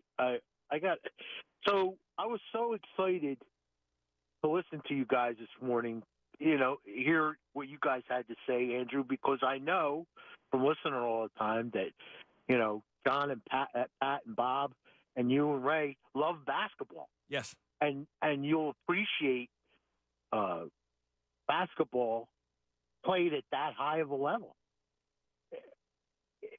My train of thought is I had other couple things I want to say to you, Andrew, but I wanted to say this because you'll notice to James. You know how you get to be an 88% free throw shooter, Andrew? By shooting about 35,000 free throws. That's the only way you could do that. That's effort. When you look at Joel Embiid, Andrew, and you know this, 4 or 5 years ago, when they doubled down on him, he was a mess. Yep. He's a brilliant. Did you see that bounce pass to Oubre, Andrew? Yep. He's a brilliant, not good. He's a brilliant. His court vision is unbelievable. And how do you get better at all that? Effort. Effort. It's effort. Tasty Cake Dom, footwork how is many times do we hear about how he's out of shape? That dude looks like, come on, man. Effort. So, I don't get these guys that want to take shots at him now. Andrew, you're saying about Iverson, I'm an old goat. I've seen them all. Right. And I've seen dominant performances. I ain't never seen anything like this. The most, when he gets to the free throw line, that's 2 points. It's unstoppable. Oh, and that's the thing. You know what's a shame? You know what's a shame, Dom? People are going to take away from it. Oh, man, he had 21 free throws. Like, yeah. And he made them. Like, how many 70-point performances do you think Shaq could have had if he could hit a free throw? You're already on the same line as me. Is that the automatic defense? We've all heard the hack of Shaq. Same with Wilt. Wilt was a 49%. You can't foul this guy. No. And the strength.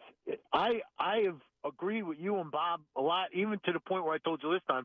I think the Sixers are going to win it this year.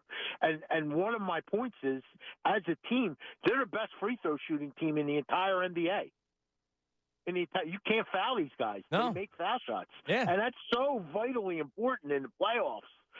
What an edge it has is that in a tight game, you can't foul them because they'll drill it. And the ball's going through him. Dom, I appreciate the call, man. I'm glad you had fun last night. And I think about the free throws. So I pulled up Kobe's box score from when he dropped 81. 18 free throws.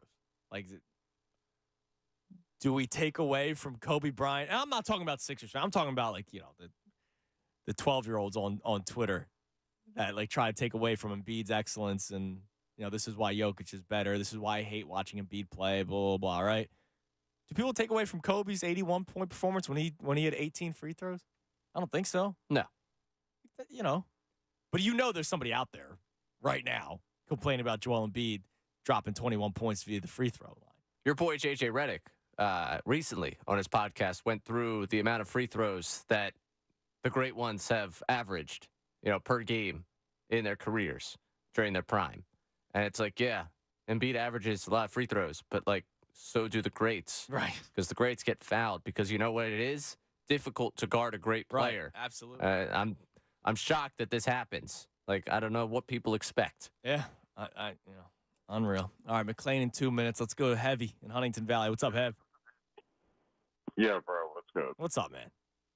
Dude, epic game last night.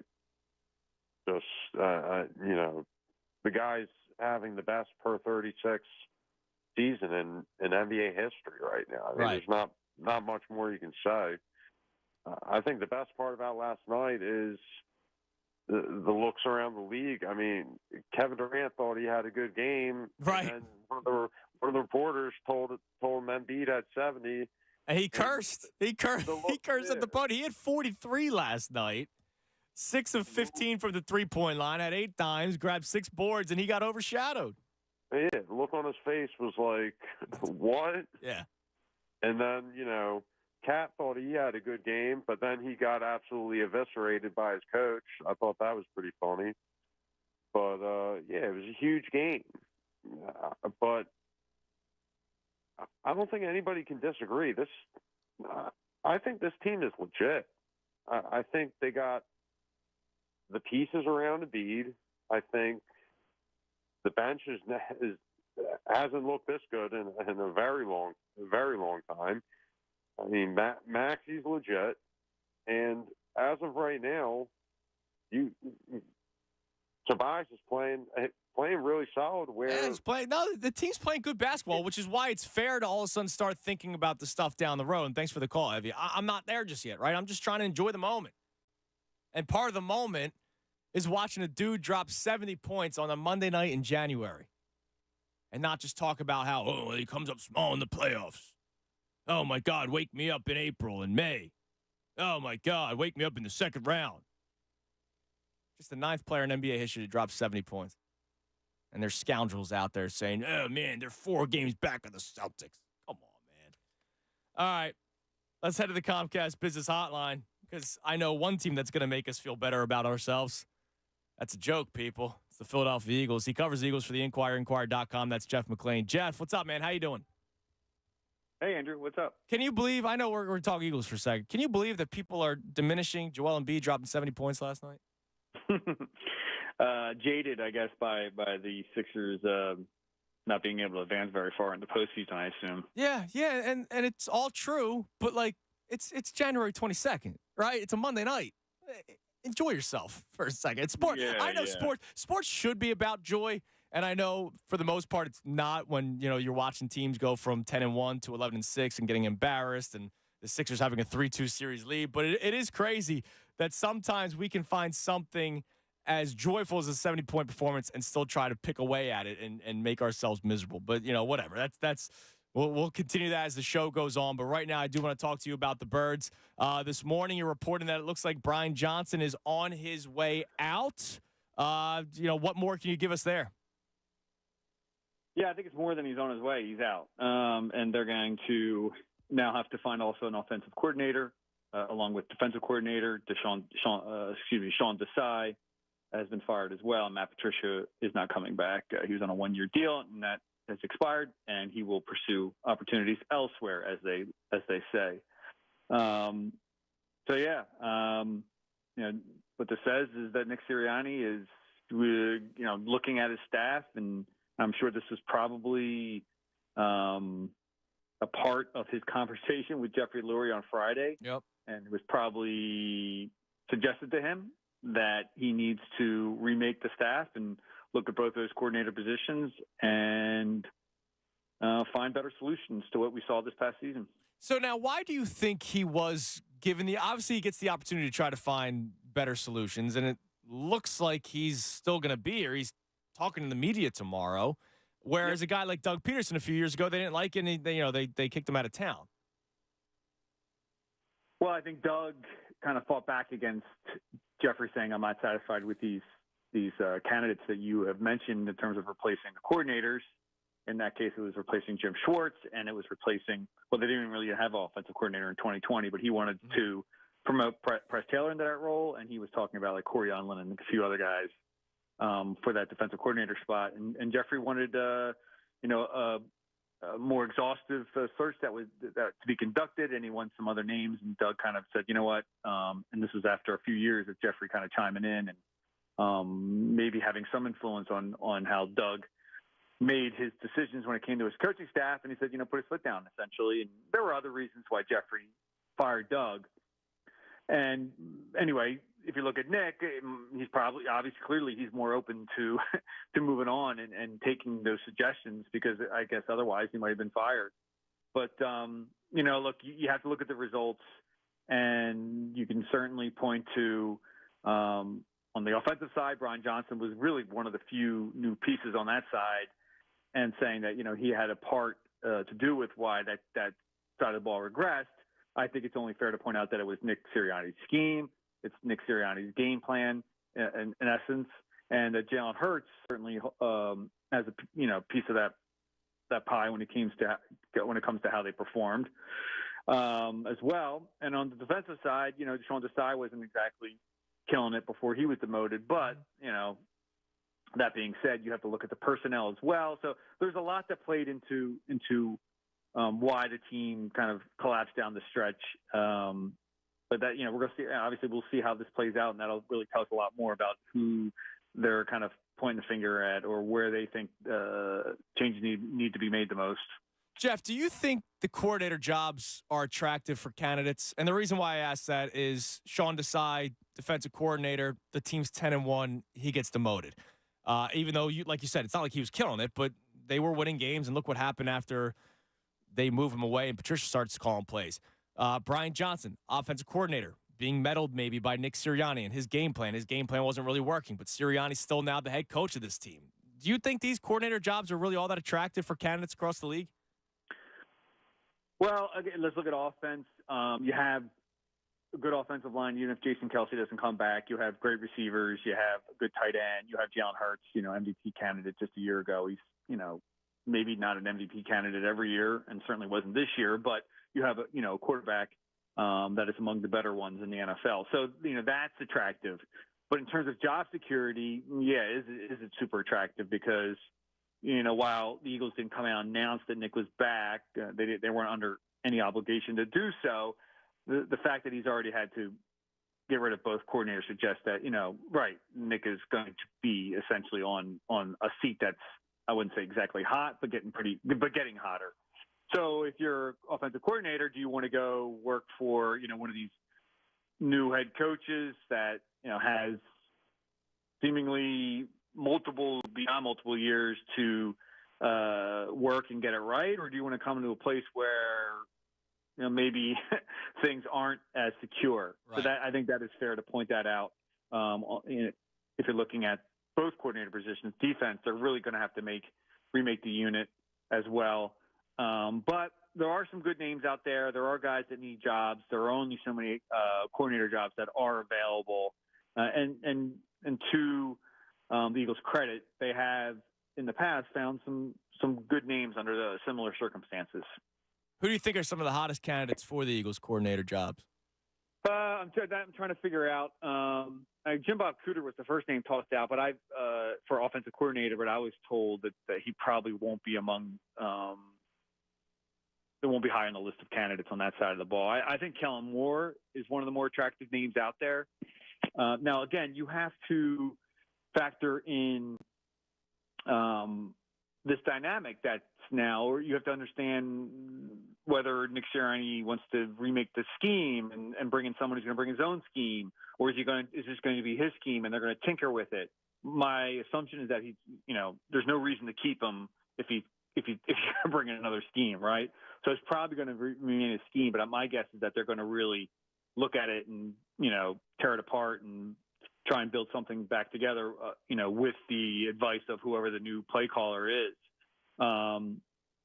So that's the dynamic there on the offensive side. The defensive side, I'd assume that you just go out and get the best name. They've kind of, these last few coordinators, and even with Jim Schwartz, it was like they wanted to get back to a certain type of scheme, or they wanted to get to a certain scheme. With Jonathan Gannon and Sean Desai, was the Vic Fangio school of thought.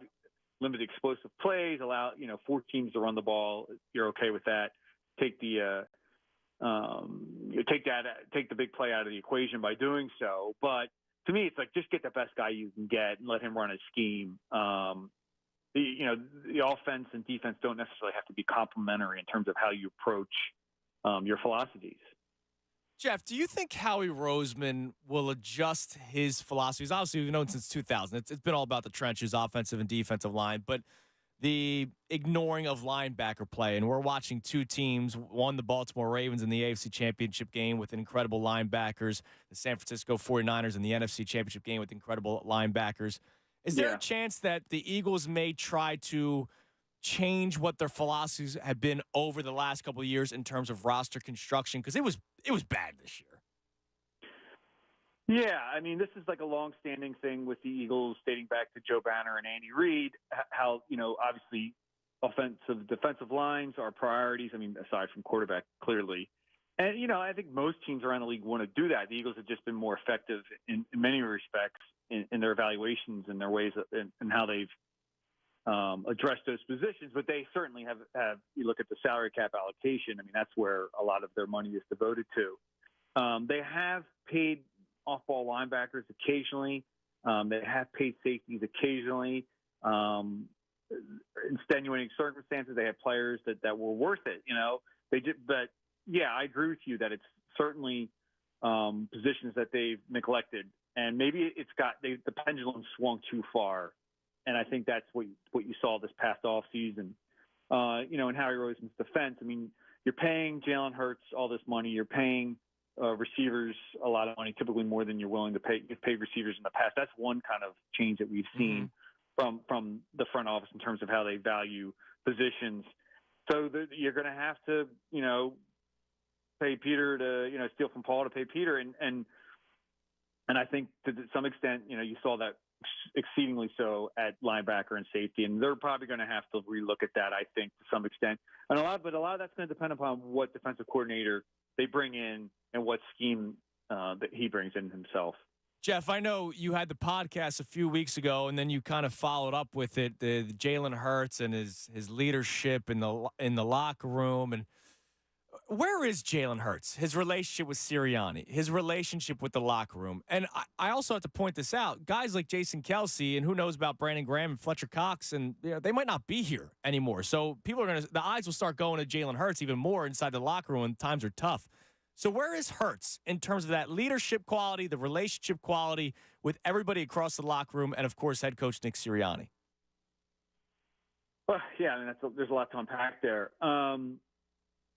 Jalen has so much about him that is admirable, and why the Eagles gave him $255 million. I mean, just beyond his abilities on the field, this is a guy that works tirelessly. You don't have to worry about any nonsense off the field. He's going to do he's all football, right? Mm-hmm. And his personality, it kind of opens itself up to interpretation in some respects, and in some, in his defense, it kind of opens the door up to guys wondering what this guy's thinking in the locker room, wherever it is. But some of it's on him too. There are definitely key leaders in that organization that have wanted him to kind of open up a little more to other guys in the locker room, certainly on the offensive side of the ball, and just be more of have more of an open door, or not be as intimidating for players to approach. Also, in terms of accountability, they want him to be a little more open in shouldering that, and also publicly as well. We saw, in that Seattle play late in the game that A.J. Brown had divulged that he had checked to, and then when we circled back and asked him about it, he kind of didn't really take accountability for that. So those are areas that he'll probably need to improve upon. I mean, look, again, it's not a major thing. It's just one small facet of being a franchise quarterback and being a leader. He's only 25 years old. I mean, he's got a lot of time here to learn that lesson and to get better. And he alluded to as much both after the season-ending loss to the Bucs, and then the following 2 days later when we spoke to him at his locker stall, that every year he's going to have to do an self-autopsy and look at areas in terms of leadership in which he's going to have to improve upon. In terms of his relationship with Nick Sirianni, I mean, it was bizarre the way he handled. He was given like 2 or 3 opportunities to kind of endorse Nick after that game. You want him back, and he said he didn't know that was even a topic of conversation, which I find very hard to believe. And I'm certain that the Eagles PR staff had alerted him that this was a question he's going to be asked. If not, they weren't doing their job. And then he said kind of same thing 2 days later, but then again, he didn't. And he said, I have confidence in Nick. And then he said something about coach's coach, owner's own, players play. That's some of that's just Jalen, and that's his personality. Again, this is, goes back to his personality and how it's like, okay, he's not very direct about his feelings. But that ESPN report about him not being happy with the direction of the offense, and from what I understand in reporting on Jalen as well, is that that is all true. And definitely the Sirianni Hurts relationship will need some, nurturing this offseason. All right, well, it's going to be an interesting offseason. Tomorrow, I'm sure, will be interesting. You enjoy yourself doing your job, of course, and you do a great job at it. But the big press conference tomorrow with Howie Roseman and Nick Sirianni, we'll be looking forward to it. All right, thanks for having me. All right, there he is, Jeff McLane on the Comcast Business Hotline. So, yeah, let's bring back Nick. The $255 million quarterback. They're, really not the greatest relationship between the two. He doesn't like the offense, so let's keep the guy who makes the game plans. Yeah, it's a great idea, Howie. Great idea, Jeff. No, it's awesome. Let's keep him. Just when I thought I could escape from the Eagles' doom and gloom for a day because of the 70 points dropped by Embiid last night, I got to hear about how the relationship isn't all that great between Hurts and Sirianni, and yet they're bringing him back. It's not smart. It's a mistake. All right, coming up next, reset everything. We did our Eagles conversation. We spoke with Jeff McLane.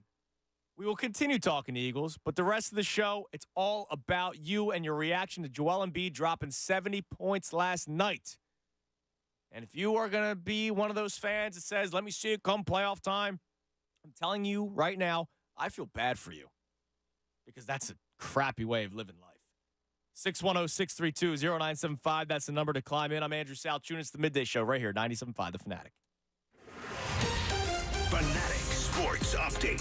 Embiid's historic night. I'm Ray Dunn. This update is brought to you by Allstate. Some people just know the best rate for you is a rate based on you with Allstate, not one based on anyone else. Visit allstate.com or call for a quote today. Joel Embiid scored 70 points last night, breaking the Sixers' single-game record in a 133-123 win over the Spurs. Embiid broke Wilt Chamberlain's record with this bucket in the fourth quarter. Embiid with the ball after a steal. Joel drives it down the lane. Left-hand layup. It's up and good. 70 points for Embiid. 133 to 118. Court length drive. Left-hand layup. A 70-point game for the Sixers star Joel Embiid. And the ninth player in NBA history to score 70 points in a game and just the second to record 70 points, 15 rebounds, and 5 assists. The big man is now averaging 40 points per game since December 1st. As for the Birds, the coaching decisions continue to pour in. You just heard from the Philadelphia Inquirer's Jeff McLane, and earlier today he confirmed Derek Gunn's report that Brian Johnson will not return as the Eagles' offensive coordinator. On the defensive side of the football, both Sean Desai and Matt Patricia will not return. ESPN's Jeremy Fowler reported that former Commanders head coach Ron Rivera will interview for the Eagles' defensive coordinator job. We'll get some answers on this organization's direction tomorrow when Nick Sirianni and Howie Roseman meet with the media. Keep it locked here for all the latest news and information. I'm Ray Dunn, the home for the Sixers and Flyers, 97.5 The Fanatic.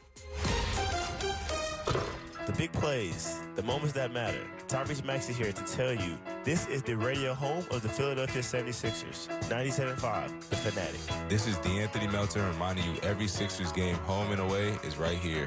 97.5 The Fanatic. When you open the BetParks app, you're in the zone. Winning is always a rush, but the money is in the moments. It's the anticipation of another face card, the thrill of an extra spin, and the pure joy of a jackpot. It's all your favorite games at your fingertips. Plus, get up to $1,000 casino bonus back if you're down in the first 24 hours. You play for fun, you love to win. You bet. BetParks. Must be 21 in Pennsylvania, New Jersey, Ohio, or Maryland. Gambling problem? 1-800-GAMBLER. Joe Conklin here, and I'm excited to cheer on the Philadelphia 76ers this season with Parx Casino. Parx Casino, the #1 casino in Pennsylvania, is the official local casino partner of the 76ers. That's right. Two of the best brands in the Philadelphia area are joined together to bring fans what they love most, wins. Remember to tune into 76ers games to get in on the Parx offers for fans and to see me live at 360 at Parx Casino. Visit parxcasino.com for tickets. This is how you win.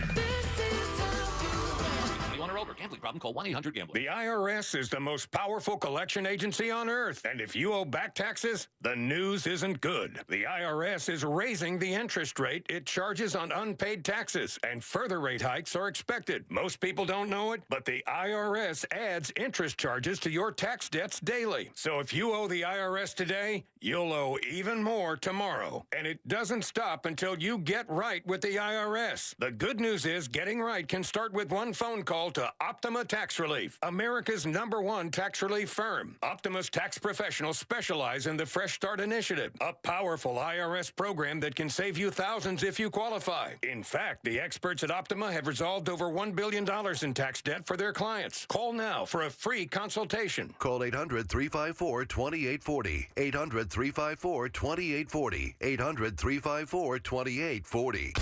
Optima Tax Relief. Some restrictions apply. For complete details, please visit OptimaTaxRelief.com. Looking to warm up your winter with some sizzling savings? Bundle up and head to the Bush Auto Group. Visit one of 2 Nissan locations in Exton or Limerick this month, and you can save big. Right now, lease a 2023 Nissan Rogue for as low as $248 a month. And that's not all. Every vehicle purchase comes with over $3,000 in bonus value to melt away the cost of vehicle ownership. Don't miss out. Drive away with the hottest savings of the season. Visit us in-store or online today at bushautogroup.com. Philly rides with us. Hold on, someone just slipped and fell on my neighbor's icy sidewalk. Hey, need some help? Yeah. Okay, you need to demand Rand. What? You know, Rand and Mike Spear, the accident lawyers, they've won over $750 million for their clients. Ah, great. You think you could give me a hand? What, go out in this cold? No, thank you. If you need legal help, don't get left out in the cold. Call 1.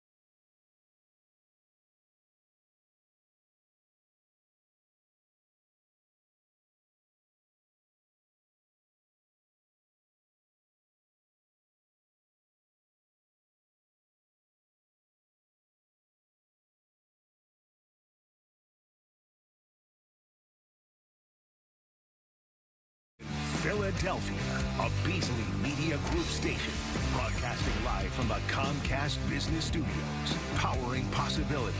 97.5 The Fanatic and 97.5thefanatic.com. Andrew Salchunas, 97.5 The Fanatic and 97.5thefanatic.com. It's 11:52. It's the Midday Show. I'm Andrew Salchunas here on 97.5 The Fanatic. I want to thank Jeff McLane from the Inquirer.com, who just joined the show to talk about the Eagles opening at coordinators, both offensive and defensive. We got the big press conference tomorrow. Howie and Nick speaking, because Nick Sirianni's back. Mistake. But that's not the real story today. The story today is 70 freaking points. Joel Embiid dropping 70 points last night. Wemby was in town. It was a mess getting into the stadium because everybody was there to see Wemby, and Joel Embiid goes, oh, wait, you guys are here to see him? I'll show you guys. And he drops 70 points, puts up numbers that only Michael Jordan ever did. Just the 9th player in the history of the NBA to score at least 70 points. And unfortunately, there's scoundrels out there that are doing the whole, well, wake me up come playoff time. Come on. That's absolute nonsense. But I'm not going to just be doom and gloom the entire time and react to the people that just don't have any joy in life. I want to talk to somebody that does have joy in life.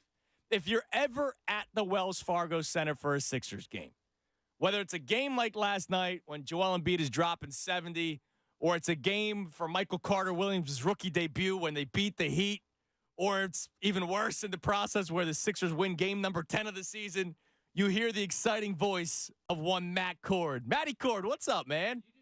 Oh, this is sports radio. You got to turn on your own mic. Come on, we don't have. I don't even have headphones. This isn't MGK. Come on, man. You're good. Your mic's on now. We're good. Where are my headphones?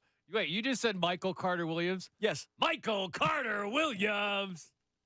Remember, like, he had a triple-double his very first game. Yeah, and also we're going, all right, we got something here. And then, obviously they decided to trade everybody, and then that was when the process really started. But Jahlil Okafor. Man, do you have like a top 5 of your favorite names that you like to say? I have a lot of process names I like. Do you? Tony Roten. Give me a Furkan Henry Aldemir. Sims. Can you give me an Aldemir? Furkan Aldemir. Yeah. People forget. We had another Furkan. Yeah, he's the better Furkan. What? Did I say that out loud?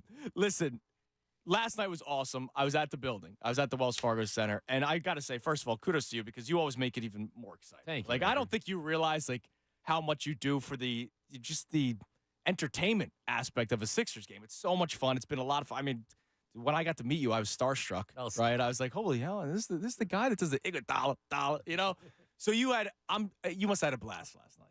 It was a blast because, first of all, we all walked in and everyone wants to see, Victor Wembanyama. Yeah. Wemby's in town. It's his first time. He's never been in Philly before. And they will only come in once a year. We're not playing them in the playoffs. Right. That would be the finals.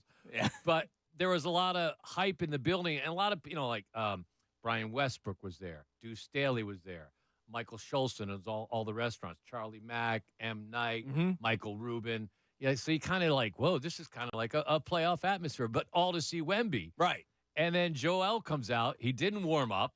He comes out, and have you seen the video where he walks by Wembanyama and he kind of he sized him up. Like, look at that tall guy. Like, how many times has Joel ever said that in his life? Like, and he kind of laughed like, whoa. Yeah. And you just saw in his eyes and just his body language that, all right, I'm gonna put on a show tonight, and I'm gonna show this kid what it's all about. Did it get tiring saying his name?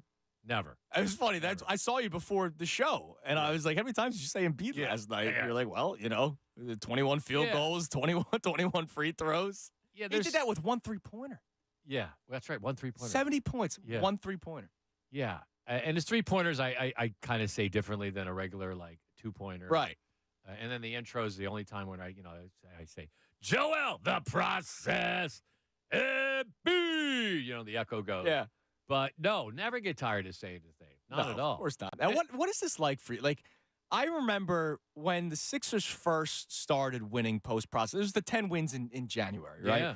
I remember booking Tom McGinnis for the show that I was producing on the time. You kidding me? Right, because I'm going, man, Tom went through all those names that we were just joking around about, and he had to do play-by-play and act like it was exciting for some of those games when they're down 45. He'd go, a two-hand slam for Henry Sims, and the Sixers are down 100-12, right? Like, I mean, that's what he had to go through. But even you, man, like, no, you went through wars leading up to this point. I will tell you this, Andrew.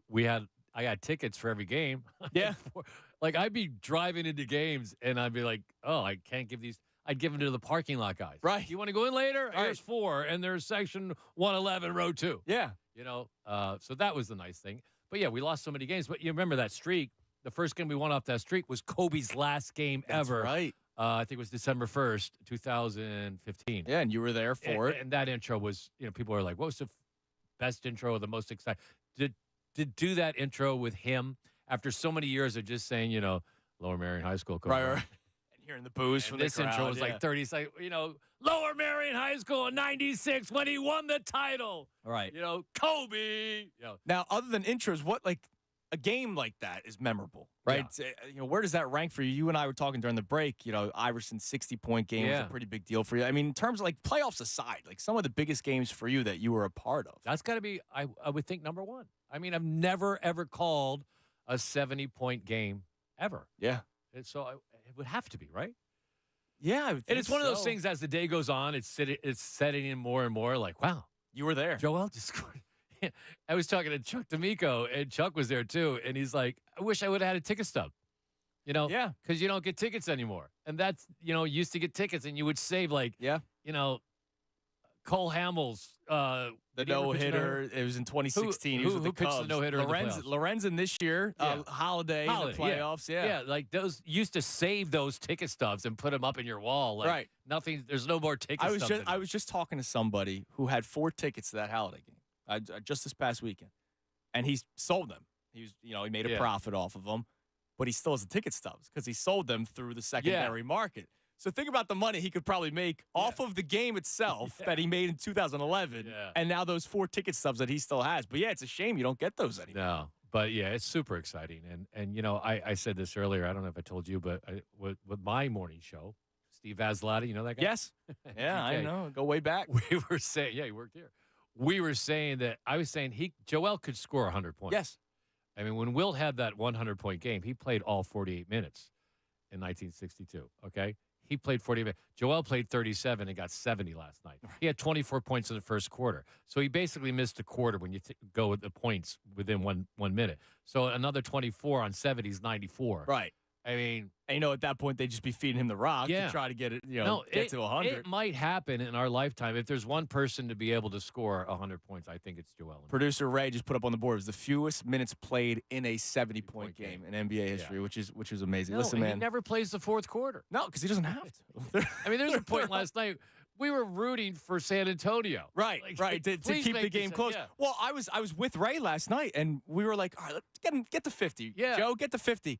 And then it was, all right, get to 60. Yeah. And then he like basically was like, why not? Let me just get another 10. Like, it was so easy for him last And then night. people were getting mad, like, in the fourth quarter when, like, Daniel House Jr. would take a shot. Yeah, everybody started booing. And how about that behind the no-look pass to Kelly Oubre? Unbelievable. Like, he was just doing everything. Yeah, he's having an incredible season. It's been so much fun. Listen, thanks for stopping by. Can I mention we have Eric Lindros on our show tomorrow? Oh, that's awesome. I mean, I might get in trouble for that. Come on. Hopefully it comes We're on. all one big happy company. Exactly. Come on, we're under the No, BC Andrew, family. anytime you need me, You're I the listen man. to you on the way home all the time. Thanks, brother. What time is it? Whoa. Oh, yeah. It's time for you to go home, 12 man. o'clock. Come on. Do you have another game to get ready for? No, you know When's what? the next Sixers one? are on a 5-game road trip. Oh, is this our next game? Is this Disney on Ice, or did that happen already? It's already. Our next home game is like February 2nd against All right, Brooklyn. so you can get some rest. Ben Simmons returns on the bench again, probably. Yeah, he ain't What playing. kind of crazy sweater will he be wearing this time? Another Louis Vuitton Bumblebee outfit or whatever. Listen, Matty, thanks, man. Thank you, I buddy. appreciate it. There he is, Matt Cord, of course, from down the hall at MGK, and does a tremendous job as the in-arena man at the Wells Fargo Center. All right, let's go back to the phone. 610-632-0975, the number to climb in. We're reacting to a historic night, not just in Sixers history. We're reacting to a historic night in the NBA when Joel Embiid dropped 70 points. Ray just put it up, the fewest minutes in a 70-point performance. Only 8 other players in the history of the NBA have dropped at least 70 points. Just unbelievable. And yet some people just don't take the joy in it. I know another man that was there last night. What up, Karate Mark? Yo, guys. Last night. Unreal. Absolutely unreal. Like, I'm talking third quarter. I can't go third quarter yet. I got to go back to a conversation that I wasn't involved with, but I know Nick Nurse and Joel Embiid had. Sorry, guys. I'm taking the trash out of here. You're okay. Yo, so I wasn't there, but I'm telling you, they had a conversation, and Nick said, Joe, you're not getting days off. You want time off? I need 40 and 3. And then you get the fourth quarter off. Last night, we thought he was getting 60. He didn't, but the team made the decision. Big man, you did your thing. You go rest. And then San Antonio had the nerve to cut that lead. And then Joe dropped 70 points in NBA in 2024. 70 points. This is equivalent to Kobe 81. This is equivalent to Wilt 100. My man casually.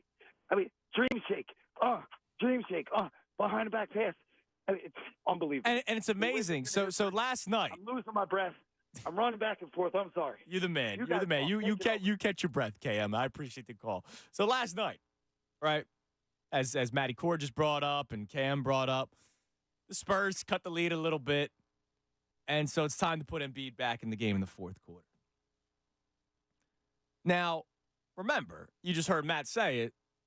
The crowd start booing when Daniel House Jr. takes a couple shots, and you're probably, come on, give Embiid the ball. Embiid was still efficient. In 5 minutes and 16 seconds, that's all he played in the fourth quarter.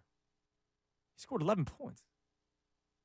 On 3 of 6 shooting, 5 of 6 from the free throw line. Grabbed another 3 boards. Actually had an assist. Think about that. He's all paid. We're hoping he scores 70 points. He's still dishing the rock.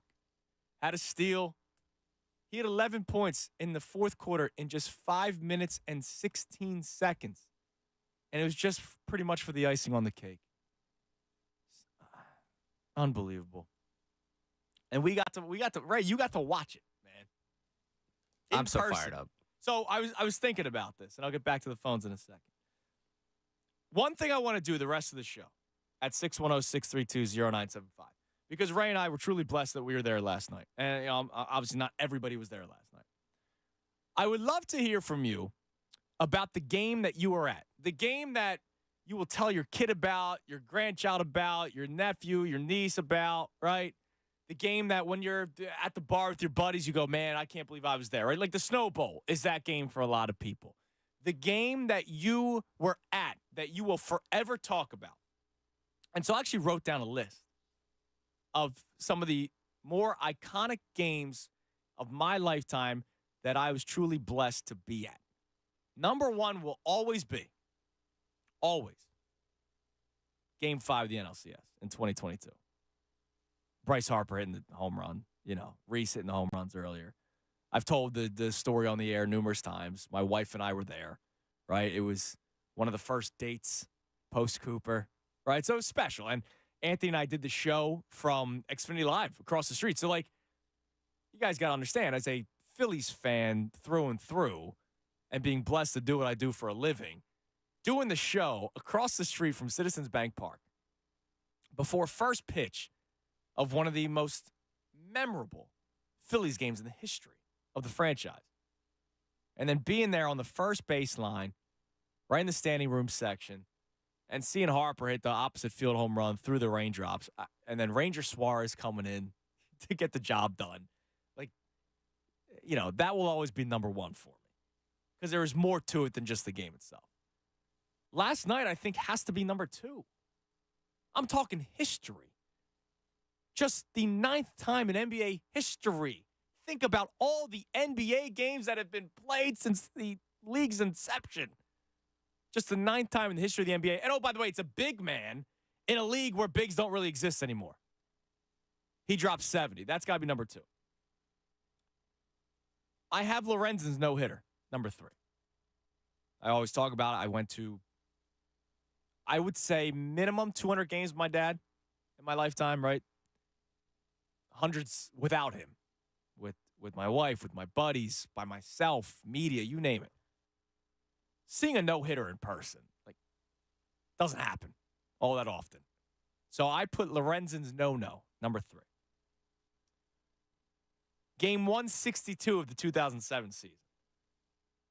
Being there in line for a Schmitter, hearing the crowd go nuts, my dad saying, stay right here, running over to look at the out-of-town scoreboard, seeing the Marlins take a lead against the Mets, and then the Phillies eventually winning that game and going to the playoffs for the first time in my life, pretty big deal. World Series game number 3 in 08. Chooch, the 45-foot dribbler that scored Eric Bruntlett to win the ball game. Yeah, that's up there. Embiid's first game. Because as a Sixers fan and going through the process and going to the games and not knowing if this guy was ever going to play after just going through it with Andrew Bynum, right? Just went through it. Is this guy ever going to play? October 26, 2016. Game 2 of the 08 NLDS. That was the Brett Myers walk, the Shane Victorino grand slam. That's a game that we always bring up when we talk about the Phillies. And Game 5 of the 09 NLCS, which sent them to the World Series. Obviously, they ended up losing. But being there, seeing a closeout game. One I forgot to write down was this year's Strider and last year's Strider. So that's 2 more. I was at both Strider meltdown games. That's pretty cool. Is last night number 1 for you? I don't think you could beat Game 5 of the NLCS. That's tough. Yeah, that's a tough one. Even though they end up losing the World Series, that's a tough one. The unexpected run. I'll be chasing the high of October 2022 for a long time. Yeah, of course. And once the calendar flipped to November, we don't talk about it. But October 2022, that was a lot of fun. Yeah, I think that has to be number 2. I mean, this is history. Lorenzen, the only reason why he's number 3 is because there had been multiple no-hitters. It's just I was just fortunate enough to be at one. It's funny because our lists overlap a ton over the last, because what we've done over the last 2 years. Yeah. It's just funny the games we found ourselves both at. We both found ourselves at Lorenzen game, both found ourselves at 70-point last night. A tweet in last night from our guy, Philly fan, which I think his screen name's now Connectney something. I don't know. He changes He said that we have to go to everything now. So that might Sounds be good. Yeah, might have to. Couple babysitters, you might have to figure out some things. Yeah, I'm sure good to be there. Chris would be thrilled. Yeah, I'm good to be there, but we'll figure out getting you to everything. But yeah, I think last night has to be right there at number 2, and it makes a really good, strong case for number 1. Like, as much as the Game 5, yeah, they clinch it, they go to the World Series, you can't take that away from it. It's why it will be number 1. Yeah. Only 8 other players could say they've scored 70 in a game. Yeah, I know. It really is amazing. But, like, again, for me, it was also so much more. Now, obviously, you have your reasons, too. And seeing a clincher game going to the World Series. Right, that's exactly why I can't replace that one. Right. But I have a clincher World Series toward the bottom of this list of 09. Yeah, overlapped. You know, I think 09, there was expectation. There you are. You're crumbling under the weight of your own expectations there. I had 8th on this list. And I may put it behind the Strider stuff. I don't know. No, Strider. No, you can't. You can't do that to it. Even though we had a lot of fun with the Strider stuff. Yeah. You can't. Daniel Bender checks in. His game that he'll always remember was he was at the Jake Elliott 63-yard field goal. That's a great one. And even, like, because here's the deal. Part of it is also what did ensue afterward. Like, you could make the case. I was at the game that kicked them into that next gear and won the first ever Super Bowl in franchise history. Like, you can do what happened after the game as well, right? If the Sixers win the NBA Finals this year, maybe I bump this one up to number 1. Who knows? Right? Yeah, probably not. One didn't win a World Series. One. I'm just saying. Yeah, I mean, it could arguments change. to be made. It could change. So we'll be at the clincher, so yes, it won't matter. Yeah, exactly. So the game that you were at, that you always will talk about for the rest of your life, because I know last night I will talk about for the rest of my life, and I can't believe we were there, Ray. I still can't believe it, and I still can't believe that there are scoundrels out there that aren't enjoying it enough. Because wake me up when they get out of the second round. I had a caller, James of Virginia, sounded like a really nice man. Tell me, well, they're still 4 games back at the Celtics. Like, come on, man. I hope everything's okay in life, because maybe life is so good for James of Virginia that a 70-point performance doesn't do it for him. I hope that's the case, right? I hope that's the case, that everything's so good for James of Virginia that a 70-point performance is nothing. You know, I got much better things going on in life. I know that it's been tough seeing these second-round eliminations, but a Monday night in January, watching a Hall of Fame basketball player put up numbers that only Michael Jordan did, unbelievable. We'll play the montage. I didn't get to it earlier. We'll play the Joel Embiid montage from last night coming your way next. And I also want to play that final clip from his post-game interview with Kate and Ala, because it just shows how mature this dude is and how you should appreciate him even more. 610-632-0975. Andrew Salchunas, the Midday Show, right here, 97.5 The Fanatic. Fanatic Sports Update. A franchise record falls. I'm Ray Dunn. This update is brought to you by Wawa. Wawa has pizza starting at 4 p.m. Get $5 off when you order in the Wawa app. Gotta have a Wawa. Joel Embiid scored 70 points last night, breaking the Sixers single-game record in a 133-123 win over the Spurs. Embiid broke Wilt Chamberlain's Sixers single-game record with this bucket in the fourth quarter. Embiid with the ball after a steal. Joel drives it down the lane. Left-hand layup. It's up and good. 70 points for Embiid. 133 to 118. Court length drive. Left-hand layup. A 70-point game for the Sixers star Joel Embiid. And just the 9th player in NBA history to score 70 points in a game, and just the second to record 70 points, 15-plus rebounds, and 5 assists. The big man is averaging 40 points per game since December 1st.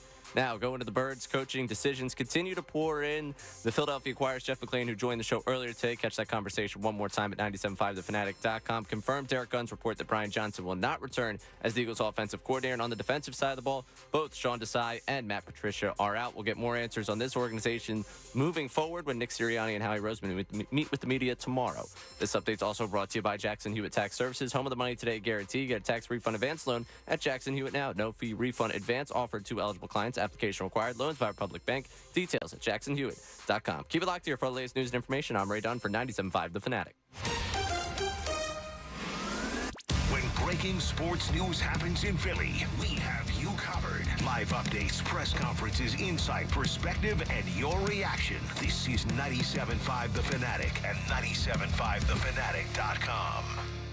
Hey, it's Jen Scordo. If you've been watching the NFL playoffs from the sidelines, like all of us, there's time to get in the game with FanDuel in partnership with Valley Forge, America's #1 sportsbook. New customers bet this Sunday's conference championship games with $150 in bonus bets guaranteed when you place your first $5 bet, just $5. FanDuel has so many ways for you to pick up a W. You know, I love building a same-game parlay around player props. My favorite is who's going to score first. If you can get it, it usually pays off big. Also, pick your favorite to score an anytime touchdown and the over-under on total points for your favorite team playing. Or check out the pre-built same-game parlays on the FanDuel app. Just go to FanDuel right now to get started with $150 in bonus bets guaranteed when you place your first $5 bet. Just visit FanDuel.com/Scordo to join today. That's my last name. That's FanDuel.com/Scordo, SCORDO. And make every moment more with FanDuel, an official sportsbook partner of the NFL. 21 plus and present in PA. First online real money wager only. $10 first deposit required. Bonus issued as non-withdrawable bonus bets that expire 7 days after receipt. Restrictions apply. See terms at sportsbook.fanduel.com. Gambling problem? Call 1-800-GAMBLER. This is a special alert to all Americans who own a vehicle with less than 200,000 miles with an auto warranty about to expire or with no warranty coverage at all. Due to a decline in the economy, CarShield is announcing a low-cost month-to-month vehicle protection plan that is now available to the public to save any driver out-of-pocket expenses on future auto repairs. Call now to find out how you can pay almost nothing for covered auto repairs. Yes, you heard that correctly. Pay almost nothing for covered auto repairs. An open phone line has been established for all drivers to call for a free quick quote. Call 800-385-9302 now. Drivers who are covered will not have to pay for covered repairs again. This protection plan is at an all-time low. Additionally, drivers who activate this vehicle protection today will also receive free roadside assistance, free towing, and car rental options at no additional cost. Call us for your free quick quote today. 800-385-9302. That's 800-385-9302. What do you have to lose? Call 800-385-9302. Again, 800-385-9302. You know, winter is here, and if you've had enough of the cold drafts blowing through your living room and you don't want to be under layers of blankets and huddling on your couch, it's time. It's time to talk to the pros at Window Nation.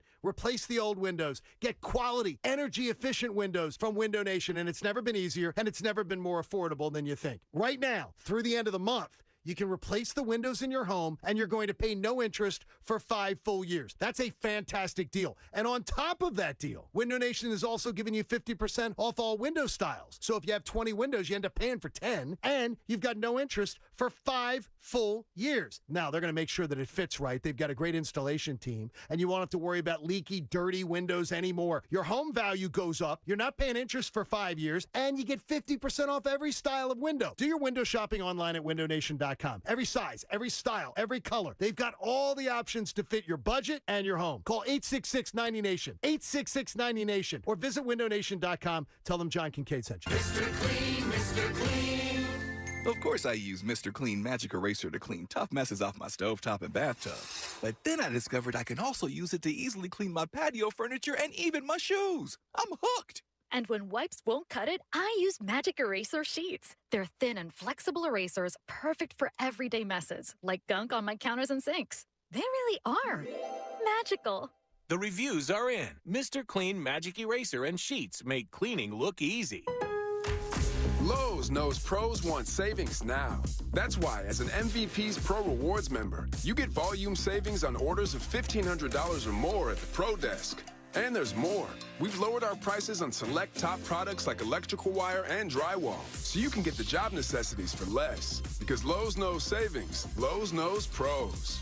In-store only. Exclusions, restrictions, and more terms apply. Details at Lowe's.com/terms. Subject to change. Hold on, someone just slipped and fell on my neighbor's icy sidewalk. Hey, need some help? Yeah. Okay, you need to demand Rand. What? You know, Rand and Mike Spear, the accident lawyers, they've won over $750 million for their clients. Great.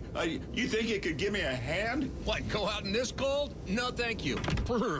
If you need legal help, don't get left out in the cold. Call 1-800-90-LEGAL and demand Rand. Or start your claim online now at randspear.com. 1-800-90-LEGAL. Check out Graham's Pub for all the Sixers games this season and enjoy Modelo drafts and Corona bottles. A local bar in Philly with live entertainment, good food, cold drinks, and a fun, friendly atmosphere. Graham's Pub. Vidian Chrysler Dodge Jeep Ram has the most competitive pricing on Wranglers, Grand Cherokees, and Compass. Shop Vidian.com 24/7 or stop in today. As a mom, comforting my family is what I do best. Vicks Vapor Stick provides soothing, non-medicated Vicks vapors in an easy-to-apply stick. And it dries fast, so there's no mess. I use it to comfort myself and my family. Thanks, Mom. Vicks Vapo Stick. Soothing comfort for the whole family. And when you need more comfort for yourself, try Vicks Vapo Shower for steamy Vicks Vapors. Use as directed. Vapo Stick for use ages 4 and up. Vapo Shower use for adults only. You expect your home to protect everything you love, but you don't expect the ways water is breaking down your basement and damaging your home. Mold, cracks, and of course visible water are just a few signs your basement is compromised. But there's one way to get answers to all your concerns. A free home inspection from BQ Basements and Concrete. We put water back in its place. Go to basementsbybq.com. License number PA158514, 13VH11822-900. On your way home this afternoon, the best show ever starting at 2. Now more with Andrew Salchunas on 97.5 The Fanatic and 97.5thefanatic.com. 1220, 97.5 The Fanatic, 12 o'clock hour, brought to us by Service First Heating and Air Conditioning. Get 0% financing for 72 months and a $500 rebate when you purchase a complete heating and cooling system from Service First. Learn more at servicefirst.hvac.com. We're reacting to the 70-point performance by the Joel Embiid last night. And there's still people that are disappointed somehow. But having fun with it today. One of the questions I asked for you as a little side topic, the game that you were at that you always talk about the rest of your life. Justin checks in. He was at the Holiday no-hitter in the playoffs. That's awesome, which is really cool. So we'll get back to the phones in a second. But another quote from Jeremy Fowler, who was on earlier today with the John Kincaid Show. Quote, "We'll see what other staff changes are made. I think there are people on the staff that may not want to be there because of some of the dysfunction that went on the last few months. It could go beyond a couple of coordinators." Why is Nick Sirianni still the head coach of the Philadelphia Eagles, Ray? Can you answer me that question? I cannot, because I don't get it either. This was what was going to happen. Something you mentioned earlier with the offensive coordinator situation. The feelings of someone coming to this building being worried about Sirianni having their hands all over their game plan. Yep, That's an issue. The idea that the relationship between him and Hurts might not be what it needs to be right now. McLane straight up said it's something that needs to be worked on during this offseason. That's an issue. Why is he back?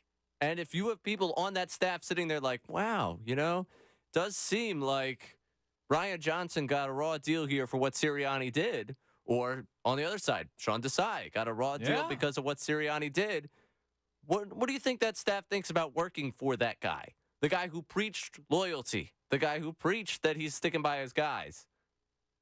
Soon as the adversity hit, he was all right. You go. Well, Look, if I'm a linebackers coach, I'm going. You mean I didn't mean to pick linebackers coach, but the guy that Sirianni was yelling at. That's actually kind of funny that I picked linebacker out of the hat. I might look elsewhere. If there's smoke already, you don't want to be caught in the burning building. You get out of there. I just can't believe, for the life of me, all the stuff that's being reported by local guys, by national guys. It all comes back to Nick Sirianni not really having a good handle on the situation. And yet he's back. And I was kind of right? I asked McLane, why did Doug get the boot and not Nick? And Jeff kind of said, well, maybe Nick is more open to working with Howie and Jeff. Amendable, I think, was the word there. So I said, earlier this week and last week, I don't know Nick Sirianni. He might not be the that's my guy and go to bat with him. Nick Sirianni might be happy to be a head coach in the NFL. He may go, oh, yeah, Howie, this Brian Johnson guy stinks. Get him out of here, man. Between you and me, like I know to the public, I was just doing my job, Howie. Big H. Like I was just doing my job. He's not we got to get rid of Brian Johnson, Just get rid of him. I don't even know if it's that. Like it's, I'm just, you want to get rid of him? Let him go. Yeah. Like well, to I'm me, saying he might not be going to bat for him. I think he just turned his back on him. Yeah, probably. Which unbelievable. And he's back. He's press conference tomorrow. Nick Sirianni, Howie Roseman. Hopefully during the show we'll carry it live, whether it's with us or the best show ever. It usually doesn't happen in the morning, so probably not the Jock Gate show. But you'll hear it live right here in the Fanatic. And I still believe it's a mistake, and there's not a single person that can really tell me otherwise at this point, because as more and more information comes out, I said to you after the Giants game, if they lose the Buccaneers game, you think there's a lot of turmoil right now, a lot of information coming out now that you don't like? Remember, people crushed Tim McManus and Jeff McLane for those stories that came out the morning of the wild card game against the Bucs. And I said on these airwaves, if they lose tonight, you think those stories are bad now, you just wait. It's only going to get worse, and especially now that guys are losing jobs. I'm sure some people whose jobs are being lost won't be afraid to talk to reporters as a source. Or if you're in that building, but you don't really care whether or not you remain in that building. Yeah, because you might see the writing on the wall if you're out or not. I mean, Adam Schefter said on the John Cade show on these airwaves that it's going to be a lot of people that are going to be losing their jobs if they ended up losing the Buccaneers, which they did. So, like you said, if you know that you're already on your way out, why not talk to one of the reporters and talk about the dysfunction that's going on inside NovaCare? Wow, it's going to be such a cool press conference tomorrow. But the joy is Joel Embiid. The joy is a 70-point performance. The joy is watching sports and actually being happy from it, even though some of you can't take that and you just take it for granted, and it's a shame. I feel bad for you. Here is the montage. Our own Matt Menard put it together last night. Joel Embiid dropping 70 against the Spurs. Joel over Wembanyama, and it's good. Down low to Embiid. Embiid dunks on Victor. Here's Joel. Pull up 15-footer on the money. Met by Collins. Drops it. Lays it off the glass. Backwards and in. He had his back to the goal, and 3 Spurs were around him, and it didn't matter.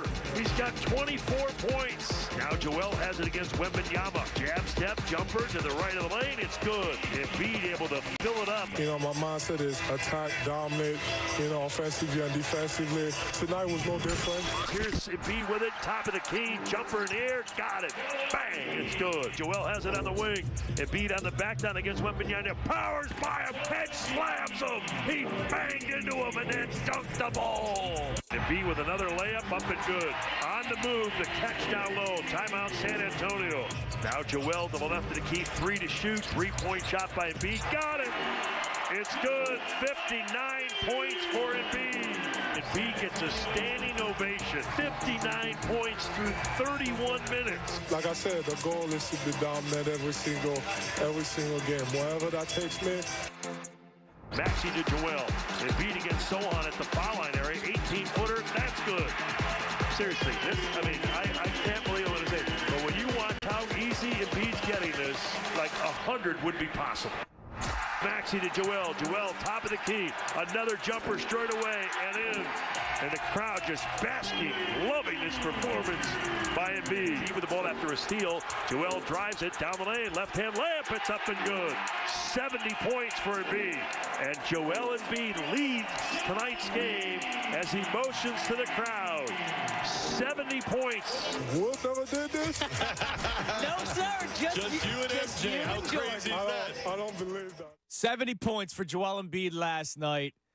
And I'm glad that at least the people that were there were appreciative of it. Right. I don't think anybody in the 20,000 that were at the Wells Fargo Center last night were going, do it in the playoffs. Wake me up at the second round. I'm hoping nobody at the Wells Fargo Center did that last night. That would be nice. All right. Let's go back to the phones. And I'm going to play that clip. You just heard at the end there. Embiid saying Wilt never did this. He was asked a question. Well, basically, it was more of like, can you believe that it was just you and MJ? And he gave this incredible answer. An incredible answer about how It's not just about the 70-point performance. We'll get to that in a second. But let's go back to the phones. Let's go to Craig in Pennsylvania. What's up, Craig? Hey, how's it going? How you doing, Craig?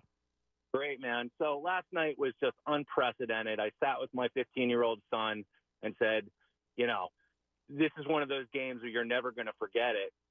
And he's recently become a Flyers fan, and I was telling him about a game that I was at back in the late 90s where going into the third period, Recchi and Leclerc both had 2 goals, and both of them got the hat trick that night. That's awesome.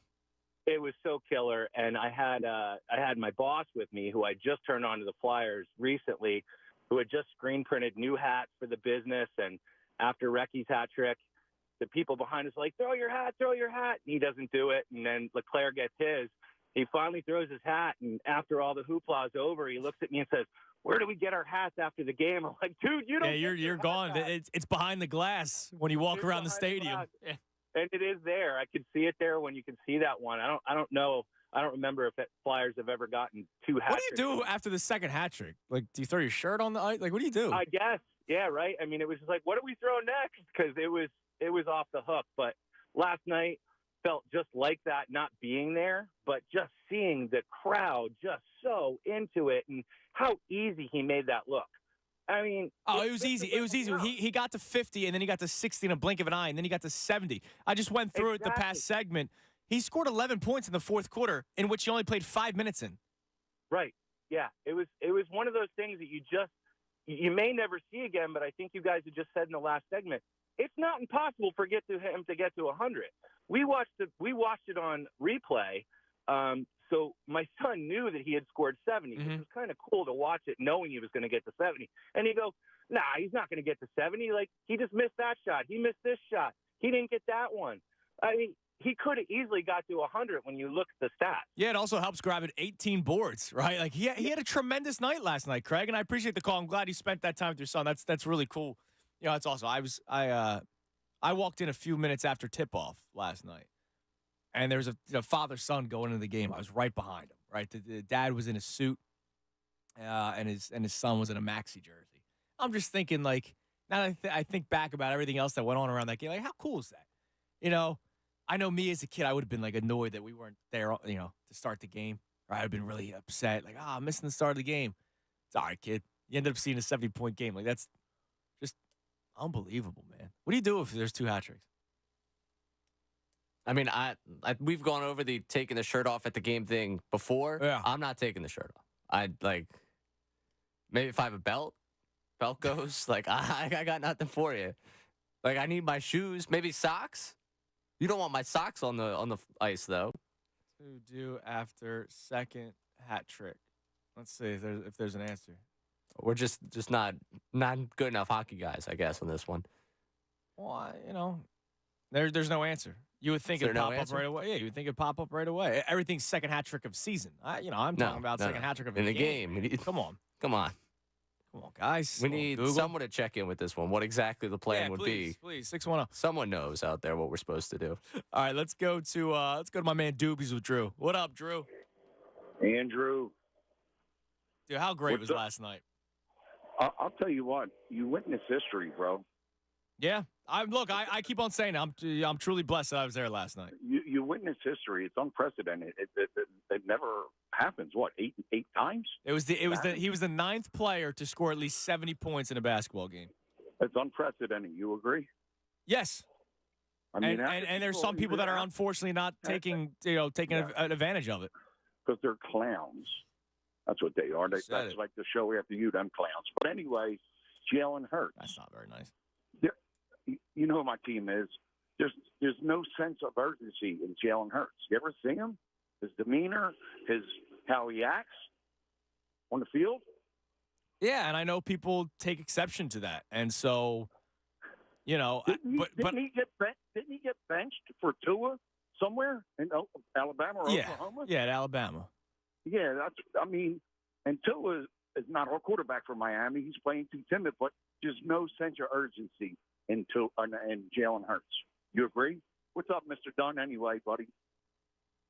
All right, Doobies with Drew. I appreciate the call, man. You're right, you know. Yeah. Oh, man. I'm a big fan of the best show ever. Coming your way at 2 o'clock. I can't wait to hear Tyrone's thoughts, by the way, on this, because I know Tyrone and I have similar thoughts about the fans that don't really enjoy Joel Embiid's 70-point performance. Yeah, I mean, I can't understand why anyone would come in with the thought of, oh yeah, this is not something I should enjoy because last May I was disappointed, or the May before that. Like 70 points.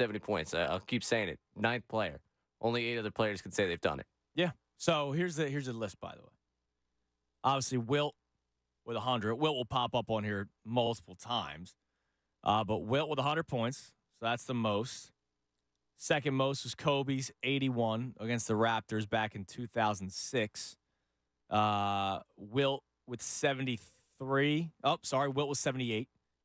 Then Wilt was 73 2 times, as well as David Thompson of the Denver Nuggets back in 1978, in which they lost to the Pistons, by the way. How about that? Cat losing yesterday. That's tough. Yeah, it's got to suck. And then Wilt with 72. And then you have the 71. Donovan Mitchell actually dropped 71 at the beginning of last year, January 2nd, 2023. And then Dame dropped 71 in February of 2023. And they both won their games. And then you have the 70 points from Devin Booker back in 2017. Embiid last night. I missed David Robinson. David Robinson was 71. So, yeah, just the 9th player in the history of the NBA to drop 70 points. And watch, he'll get crap for it only being 70. You know, he had the least of the at least 70 points. Yeah. Somebody will give him crap for it.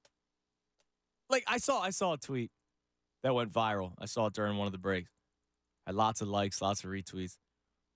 And, you know, he's not a Sixers fan. I don't even know what the guy's name was, but he was talking about how, you know, everyone gets fooled by Embiid. He's just another Dak Prescott. 70 points, dude. Like we're talking about a historic game. Why are we doing this whole Dak Prescott thing? I know we've compared the Sixers and the Cowboys. Trust me. I know. We've talked about it. But what Joel Embiid did in a single game was historic. And today you just, like, I can't imagine watching that game, your takeaway being not, I watched greatness. Oh my goodness, how great was that? Like, how much did you enjoy watching what happened there? And your takeaway instead being, wow, he's fooled all of you. Or wow, you know, I saw someone say, oh, this is actually bad for basketball. Look at a night where these guys put up 63 and 7. Where's the defense? Like, no, these are just great players doing great things. Like, I don't understand why we have to pick apart, rip apart, like, 70 points. I understand if, you know, there's a game where he doesn't look like great out there and it's close against a team that shouldn't be close. You know, pick that apart. Don't pick apart a 70-point game where he does it in the fewest minutes someone's ever done it to get to 70, and don't do it on a night, again, where he just shows you all the different things. 1 3-pointer, but ultimately showed you all the different ways he could be effective and make things happen on the floor. Like, I don't get it either. That mentality. I don't get it either. Now, did you put up a poll, or did you just put out like a tweet on the Midday account about it? Because it was just a tweet about it. So what were some of the? I'll pull it up right now. Like, what were some of those responses to it? Oh, immediately as soon as that tweet went up was nope. People not thrilled with it. Obviously, your replies yesterday were. Oh yeah, it was ridiculous. Like, my guess is they weren't watching the game last night. Honestly, there is no way somebody watched that game last night, start to finish, and came away with a negative attitude. They must have just not watched the game. That could be it. I would rather you admit that to me. Like, admit to me, if you are tweeting at me, oh, they have to do this, tell me first, did you or did you not watch the game? Because I can't imagine for the life of me somebody watching Joel Embiid with a masterclass performance that he put up last night, dropping 70 points, and you not having fun watching it. Could you imagine sitting on your couch and not enjoying that? No, I can't. Again, that's why I'm trying to get to the psyche of these people. Like, here's one. No, he needs to win something instead of choking and quitting every year come playoff time. Yeah, because it's only him, right? I absolutely respect Joel Embiid's greatness in the regular season, but Clayton Kershaw will be known more for his extremely bad postseasons. His regular season stats are historic, but legends are made in the postseason. Yeah, well, it's still gonna be pretty cool being in in the Hall of Fame. One interesting one. Someone not understanding, not getting your viewpoint on this one, because they respond, can we stop with the it don't matter because he didn't do it in the playoffs or win anything? Basically attacking you for not supporting him. So I think that's just stupidity. I think that's missing the point of the question on that one. That's just stupidity. We got to get better than that. Let's go to Kyle in Quakertown. Kyle, you're on the Fanatic. Hey, guys. Thanks for taking my call. What's up, Kyle? Hey, just wanted to talk about the game last night and then my favorite sports game I was at. Yeah, please. So last night was my son Amos's 6th birthday. Nice. And I was asking him, I was like, buddy, what do you want to do tonight? And he's like, I want to stay up late and watch the Sixers with you. So, that's cool. So it was great that he wanted to stay up. And then my parents called to wish him happy birthday. And I was like, Dad, you got to watch the game tonight. It's Embiid versus Wembanyama. Embiid's going to clown him. So my dad tuned in, so we're texting back and forth. But every basket, my son's getting more and more excited because he's getting up there, 52, 54, 57. And then he got the franchise record. It was awesome. Yeah, and when you're 6 years old, you realize it's special, which is why I don't understand how adults don't realize that it's special. Your 6-year-old realized that this is a pretty big deal. Yeah. And then my favorite game I was ever at was with me, my brother, my dad. We were at the Flyers Penguins Winter Classic. Is that the Giroux? Yeah. Are you not entertained? You know, the big picture that went out there? Yeah, absolutely. Surrounded by Penguins fans. We were like up in the nosebleeds. Weather was crap. It was just a game that you'll never forget. And they were talking about postponing the game if they didn't score in the overtime. And, man, it was just electric. Yeah, that's cool. That's cool. I'm like, the people that go to those games, I'm sure it's an awesome experience. Thanks for the call, Kyle. The Winter Classic means nothing to me, watching it from TV. What am I getting out of this? In all honesty, what am I getting out of it? At the game is another thing. What was the one? There was the one a few years ago where they were like right off of a lake. I remember that. And the ice was like melting. There was guys, the sun was in the eye of the goalie because the sun was setting. It's stupid. I get it's cool. Don't get me wrong. The Winter Classic is a cool idea. It's cooler for the people that are there. It's really not that big of a deal for my house. It's not. They show a couple of cutaways of people inside Fenway Park. You know what I mean? But when I'm watching the game, I don't see everything else. I don't see, Jimmy Rollins and Chase Utley turning 2. Right in the middle infield, just watching a hockey game. Being there is cool, I imagine. I have not, been lucky enough to be to one of those. All right. We have an hour and change left in the show. Reacting to the dominant performance by Joel Embiid last night. I feel sorry for you if you are one of these scoundrels who don't take joy in 70-point performances. Oh, man. He'll never be Will. Well, he did something that, not many other players did, like Will, right? Only the 9th player in NBA history to drop at least 70 points in a basketball game. Oh, they'll never get out of the second round. You don't know that. Wake me up when they get out of the second round. Okay. I hope you're going to enjoy a game on January 22nd, but apparently you don't. And I feel sorry for you. I really do. Because I woke up this morning with my spirits boosted. I woke up this morning like, man, that was awesome last night. And I took pride in the fact that he did that wearing a Sixers jersey. Seriously. Look, I brought up Karl Anthony Towns. Cat dropped 62 last night. Not a T-Wolves fan. I brought it up. Paid homage. 62 points is a good game for him. 70 points with our team's logo on it. That should be celebrated, not just diminished. And what's the game that you are at that you'll always talk about for the rest of your life? Because Ray and I were both lucky to be in attendance last night. Would love to hear that game from you at 610-632-0975. I'm Andrew Salchunas, the Midday Show right here on 97.5 The Fanatic. Fanatic Sports Update. Embiid's historic night. I'm Ray Dunn. This update is brought to you by Discover. Discover wants everyone to feel special with live 24/7 customer service. Learn more at discover.com/credit card. Limitations apply. Joel Embiid scored 70 points last night, breaking the Sixers single game record in a 133-123 win over the Spurs. Embiid broke Wilt Chamberlain's Sixers single game record with this bucket in the fourth quarter. Embiid with the ball after a steal. Joel drives it down the lane. Left-hand layup. It's up and good. 70 points for Embiid. 133 to 118. Court length drive, left-hand layup. A 70-point game for the Sixers star Joel Embiid. And just the 9th player in NBA history to score 70 points in a game, and just the 2nd to record 70 points, 15-plus rebounds, and 5 assists. The big man is now averaging 40 points per game since December 1st.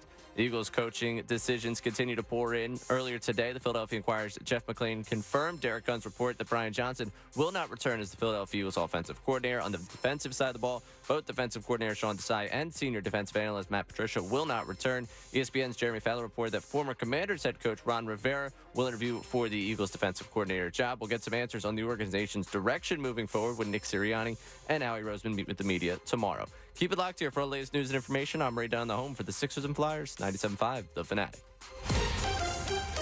The Philly Hot Stove Show with Ricky Batalico. Brought to you by Alpha Men's Center. Coming up Wednesday night at 6 after the best show ever. 97.5 The Fanatic and 97.5thefanatic.com. This winter, cozy up to a home that's perfectly yours with Preferred Pros. From skilled craftsmen and expert designers to top veterinarians and relaxing pools and spas, we've got the best recommendations for you. Let us help you make your dream project a reality. Your home, your life, our professionals. Connect with Preferred Pros you can trust. A new cooling and heating system from WM Henderson Cooling, Heating, and Plumbing is backed by an up to 10-year warranty, no hassle financing, and installation as soon as the next day. Zoom Drain and Sewer Service of South Jersey provides drain and sewer cleaning services to homeowners, hospitality managers, plumbing contractors, and property managers in the South Jersey area. Volpe Enterprises. It's time to make your windows remarkable and affordable. Call Volpe Enterprises. 1-855-GO-VOLPE. Check out Preferred Pros today. This paid program is sponsored by businesses highly rated by actual customers. For more details on Preferred Pros, visit 975thefanatic.com.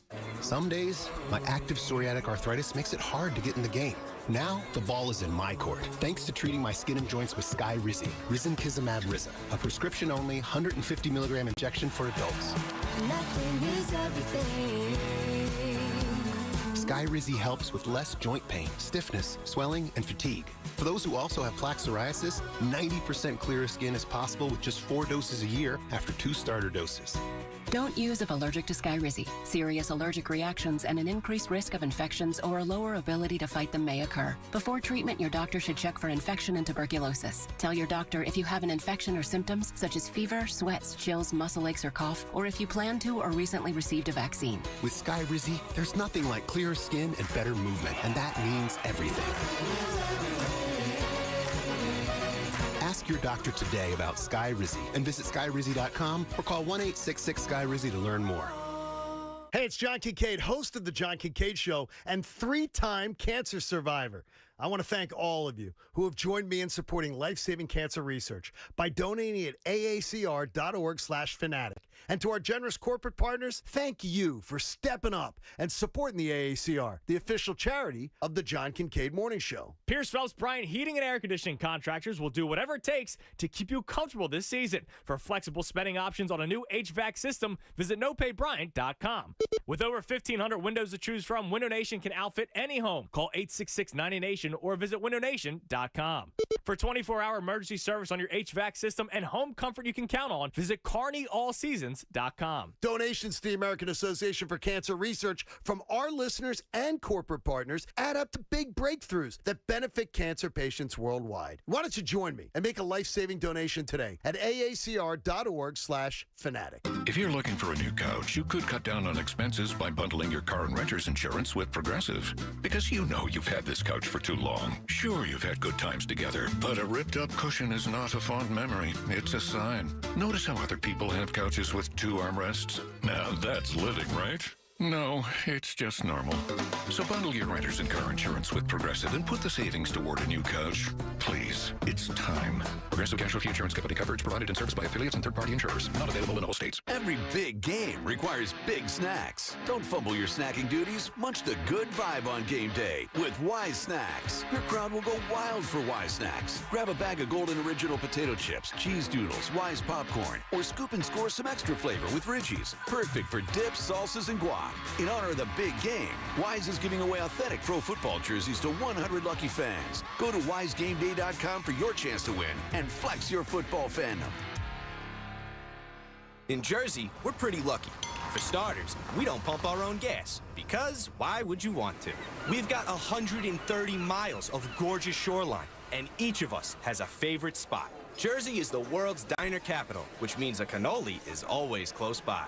And get this, Jersey lottery players win millions of dollars every single day. What a reason to try your Jersey luck. Yo, I won! Anything can happen in Jersey. Must be 18 or older to buy a lottery ticket. Please play responsibly. If you or someone you know has a gambling problem, call 1-800-GAMBLER. And now a message from Puffs Plus Lotion Tissues. Ordinary tissues can leave you with a red nose. So choose Puffs Plus Lotion for all of your blows.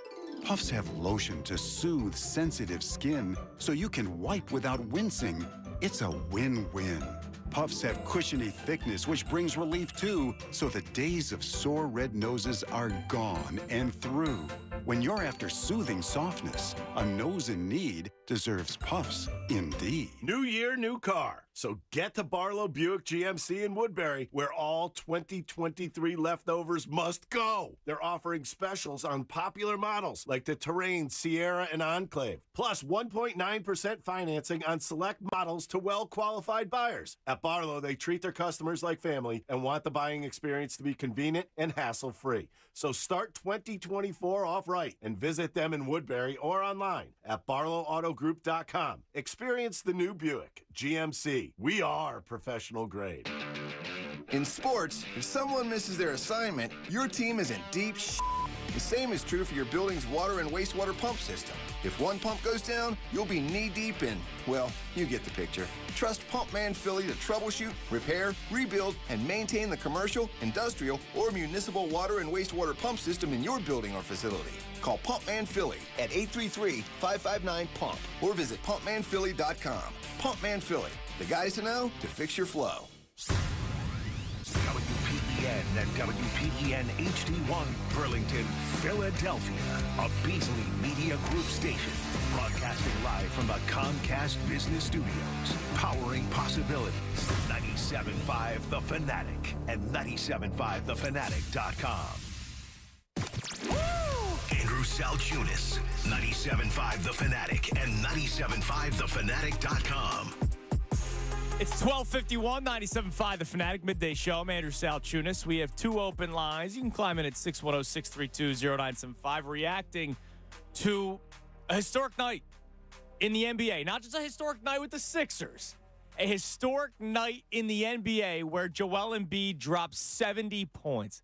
And I keep on bringing it up. I'm amazed the fact that he had 59 going into the fourth quarter. A game in which seemed out of reach. Spurs make a nice, cute little run. So Nick Nurse goes, hey, Joe, we need you to go back out there. And he drops 11 points in 5 minutes. 5 minutes, the guy drops 11 points to get to 70. And yet there's people that are poo-pooing it because, oh, man, they don't get out of the second round.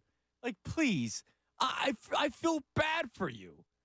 I just want you to take joy. I want you to take joy in a basketball game. I'm not asking you to take joy in calculus, right? I'm not asking you to take joy in reading War and Peace. I'm asking you to take joy in a basketball game on a Monday night in January. I'm asking you to take joy in a 70-point historic performance. Like, can't believe I even have to ask the question. But I feel bad for you. Let's go back to the phone. Let's go to Craig in Jersey. Craig, you're on the Fanatic. Hey, Andrew, how are you, man? What's up, Craig? I just want to say first, I'm glad you kept this show going, man. Thank you. I couldn't bear without it. But anyway, here's the thing. I can't believe anybody would not take joy in this game because 10 years down the line from now, this guy, Victor Wembanyama or whatever, however you pronounce his name, Wemby. He's gonna be a superstar. Yeah. And right now he's a rookie, but he's 2 inches taller than Embiid, I think. And Embiid looked at him when he came in and said, "Oh man, that's a tall guy." And then he put a whooping on him. And oh, by the way, don't forget, Wemby dropped 33 last night. Like he had a really good game yesterday in 28 minutes. He couldn't stop Embiid for nothing. Yeah, nobody could. And he's going to be a superstar, and he did it on him. So he even has that. It's not like Wilt Chamberlain or it's not like Kobe did it on Shaq. But it wasn't a Shaq game he did it on, I can tell you that. You know? Yeah, no, listen, man, it's unbelievable. And you said like 10 years from now, right? 10 years from now, Joel Embiid will be retired. 10 years from now, we will not have Joel Embiid to enjoy on a nightly basis. And I wonder if people realize that we don't have this forever, man. Like this, we don't have a talent like this forever. And it's not all that often that we have a talent like this with the Sixers, period. Amen. I appreciate the call, Craig. I really do. Yeah, so Wemby actually had a really nice night last night, too. It was funny. Whenever there's a mismatch, it's so easy for him to score. So yesterday, I pointed this out to you before the show started. So if you ever watch soccer, the guys that are getting ready to potentially go into the game, they do their sprints, their calisthenics behind the net, right? They start doing some warm-up. Sometimes they don't even go into the game, but they're ready just in case their number's called, right? I've never seen an NBA player do something like that, but I know Wemby has his very detailed stretching and warming up, which, look, the guy's like 85 feet tall, so he's going to take care of his body, as he should. And so I saw him kind of do that soccer thing, going back and forth. He raised his arms, not even all the way up. He basically, as if you're signaling touchdown, right? And he grabbed the part of the net that holds the rim up. And I'm thinking, I can't touch that jumping. My 6-foot lack of athletic ability is not touching that jumping. And he's touching it, just walking by, grazing his fingertips with it. It made me think of something. Do you think he gets tired of being that tall? Forget the NBA thing. Look, the guy's going to make millions of dollars because of his athletic ability and his size. Like, do you think it gets tiring being that tall? Like having to duck all the time? Nah, too talented to get tired of being that tall. No, you know, I'm saying. No, but I'm saying like you have to understand. With the gift comes the curse. Like Yeah, I would trade ducking through a door to be able to do like half of what he does. Right. Like if you're 7'4" and you're not Wemby talented, yeah, that's the problem. You're Sean Bradley. Nah, I wasn't gonna say it, man, but if you're 7'4" and you're Wemby, like, then it's okay because it's again. It might get tiring to duck through the door. It might be difficult to travel, all those things. Like, it's not ideal for it, everyday existence. But then you get out there on the floor, and it's like, okay, yeah, this is kind of an awesome advantage, and this is something that's going to... What kind of bed do you get? You have to get a bigger bed. Yeah. I like to sleep with my feet off the bed sometimes. Yeah. Why? It's free. It's freeing. You just scoot down a little bit. I can only imagine, a normal bed, his feet are on the floor. Yeah, I don't know what goes beyond like the king size. I've never really had to think about. I remember there was a something photo like of Shaq in a car that they had to they obviously had to modify it for him. Like I can only I guess I know now at this point, like when Wemby gets to the Shaq point of his life, like right now, then I think the whole being 7'4" thing's no fun. Okay. Like at some point it becomes a nuisance. I think of the opposite. Egan, right? He probably gets tired of hearing the jokes. Oh, yeah, like how's the weather down there or something like that? Is it better to hear the jokes as the tall person? No. No. Like I have one of my buddies is like 6'5", 6'6". Okay. And like Which is nothing. Which is nothing compared to Victor. Wemby. Yeah. But like for when we were in high school, like it was like, what's the weather up there? Like, people would because he was quite clearly the tallest person around us. Yeah. It's only magnified a million times. But then again, how many people are walking up to Wemby with, how's the weather up there? Like, I feel like you got to be pretty bold to drop that one as an opening line. It's amazing. Like, last night when he was about to check back in, there was almost like he's about to go back in the game. And, yes, he's talented. But, like, it's also because he's 7'4". Oh, yeah. I mean, the first thing that I did when I got there last night was go watch warm-ups and marvel at how tall he was, and then marvel at his game. But mostly at first, it's like, wow, that guy's 7'4". Are they lying about it being 7'4"? Is he actually like 7'6" or something? And he's that tall. Like, again, I wish I had the issue of people being like, wow, is he actually a little bit taller than he says he is? Right. It's like the exact opposite of most of our issues. Here you go. Taco Fall. Yes. Taco Fall 7'6". Also was at Temple when he came and visited with UCF. That was something to watch. Does he get tired of being that tall? He's probably a little bit more tired of it than Wemby does. He's playing in the Chinese Basketball Association, so he's not even. He was in the still G probably League. making a decent sure. chunk of change. I saw him. I did a show from the Blue Coats facility, and there was a matinee game, and Taco Fall was doing the tip for what I think he was with the Boston G League team going up against the Blue Coats. The Maine Red Claws, right? I think that's what they are. Yeah. Good for you for even knowing that.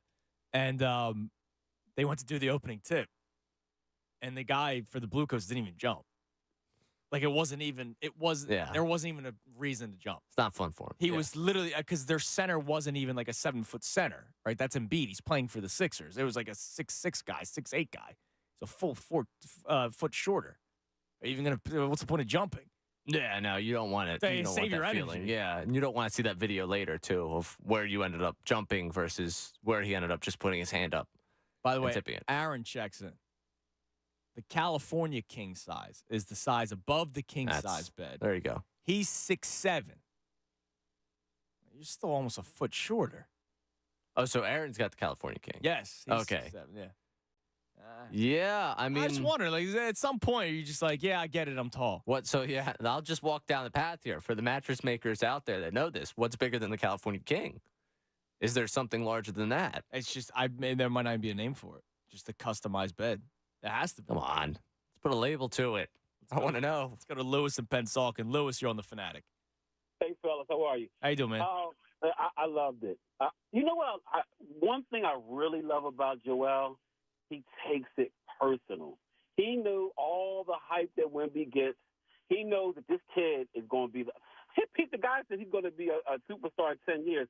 He's going to be a superstar next year because the only thing that's holding Wemby back from scoring 30 points a game is Greg Popovich. Right now, in his last 14, 15 games, if he was playing 34 minutes a game, he'd be averaging 31, 12, and 4. Yeah, he dropped 33 last night in just 28 minutes. Only Joel Embiid in the league right now averages more points per game than Wembanyama. Wow. Only Joel. That's it. So anyway, but you know what it is, fellas? Listen, I love sports talk. I love, social media, things of that nature. But I have to say this. The 24-hour news cycle on sports and all the sports talk and the sports radio and the sports news and the sports TV has caused the average fan to be more critical and overanalyze everything instead of just appreciating it. When I grew up back in the 70s, there was no ESPN. There was nothing. You just enjoyed the ride. Right. You know what I mean? There was nobody telling you, Dr. J's not as good as you thought he was. You think he is because he hasn't won a championship. Right. Hear that crap? You know what I'm saying? You have that constant media influence on your mindset and your perspective. So the unintended consequence of actually expanding the news market and all these great things, which everything is really good, but it's caused the average fan to really overanalyze and be highly critical of the sports teams. And some of us, and I'm part of it, that have to take a step back and say, you know what? I'm just going to start appreciating the ride. I'm going to get in like I'm on a roller coaster. I'm going to get in the car, the seat. I'm going to put my my clamp down or my restraint, and I'm just going to go for the ride. And wherever it leads, it leads. Because if not, everything is like as soon as the season starts. Oh well, they're not that good. They're not going to win a championship. So I'm not going to appreciate the whole season. Right, and I think you're doing it right, and it's what I'm doing this year, right, Lewis? And I appreciate the call because let's face it, all right. For those of you who make the whole they gotta get out of the second round point, wake me up. Look, you're not wrong, right? You're not wrong. They do need to get out of the second round. They do need to get through the Eastern Conference Finals, not just out of the second round. They need to get to the NBA Finals, right? Like, we went through a lot. Process, all the turmoil with Ben Simmons, James Harden. Now you got Joel Embiid with this great group of guys, and we're waiting for that next move for Daryl Morey to make come trade deadline time. I get it. It's been a long time. It's been many, many years since they became the team that's not just the team winning 10 games. It's been a long time, right? They made the playoffs in 2016, 2017, or 2017, 18. Like, it's, over 5 years now. Let's go. I get it. You're not wrong. But to me, I can still take joy in sports and forget my expectations for a minute. Last night, when Joel Embiid is at 50, 60 points with still time remaining in the game, I'm not thinking about April. I'm not thinking about May. I'm not thinking about June.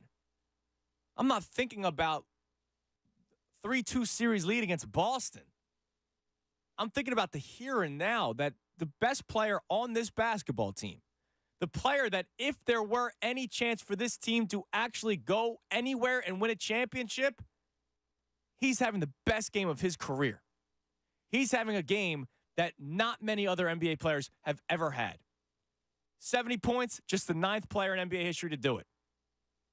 The total of, 60 and 15, whatever it was, the numbers that they brought out, only Michael Jordan did it. And I understand that a lot of you do the whole, all right, well, wake me up. Well, just have fun in the moment. Now, I will say this. I do appreciate Joel Embiid, because after the game, he was asked by Kate and Ala, or sort of told about what he did.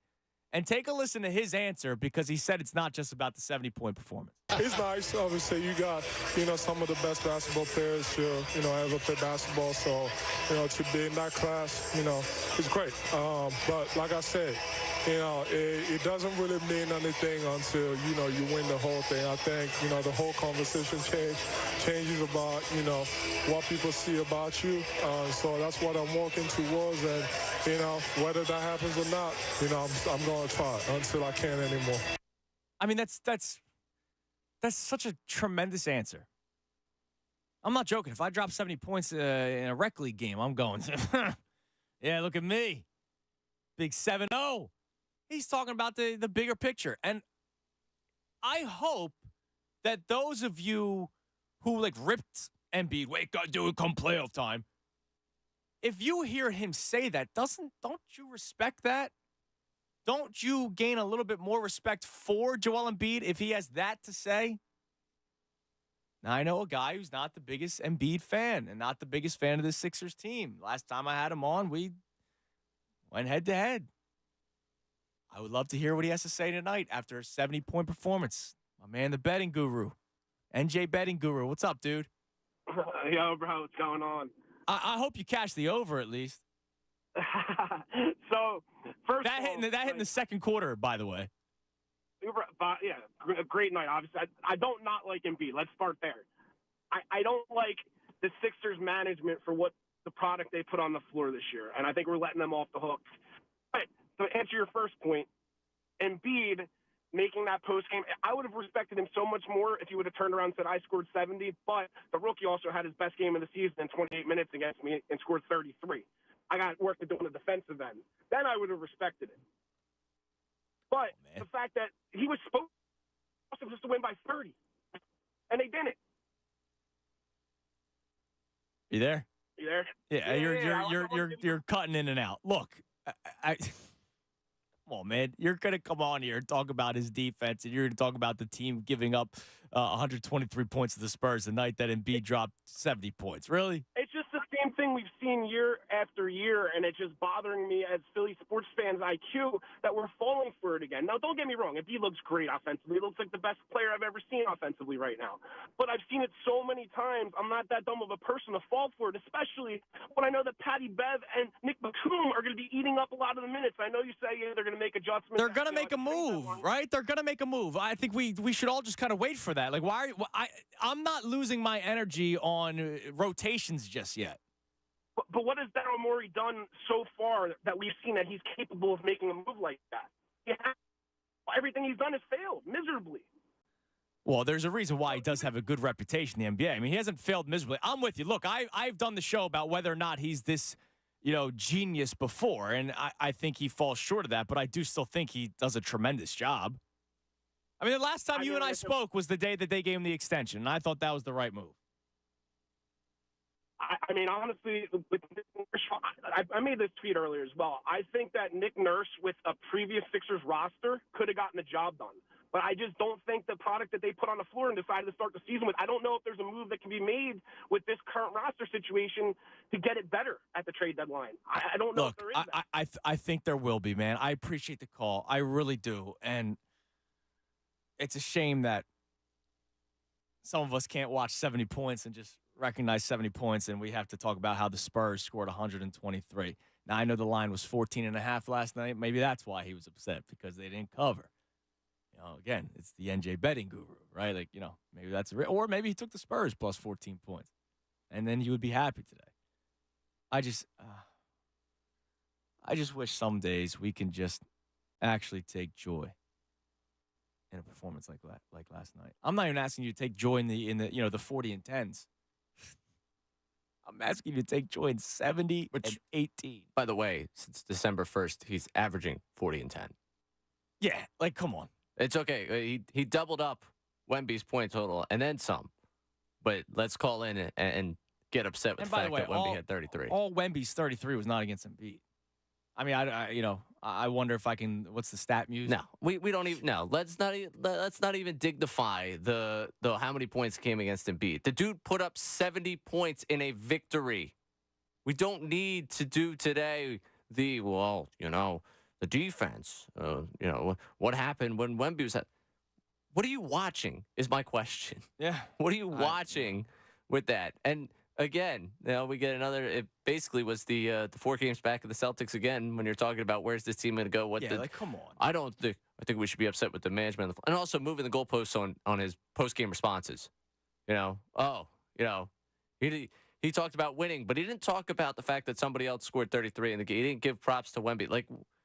When are you going to be satisfied with what he says? Because you're just not. You're setting yourself up for failure if you're saying, I need to hear this. Yeah. I need to hear that. I want to hear this. We always talk about athletes are human too. Let the guy sell. Let the guy enjoy himself. Drop him 70. Oh, but he had 33. The Spurs covered the spread. Yeah. All right, we got one open.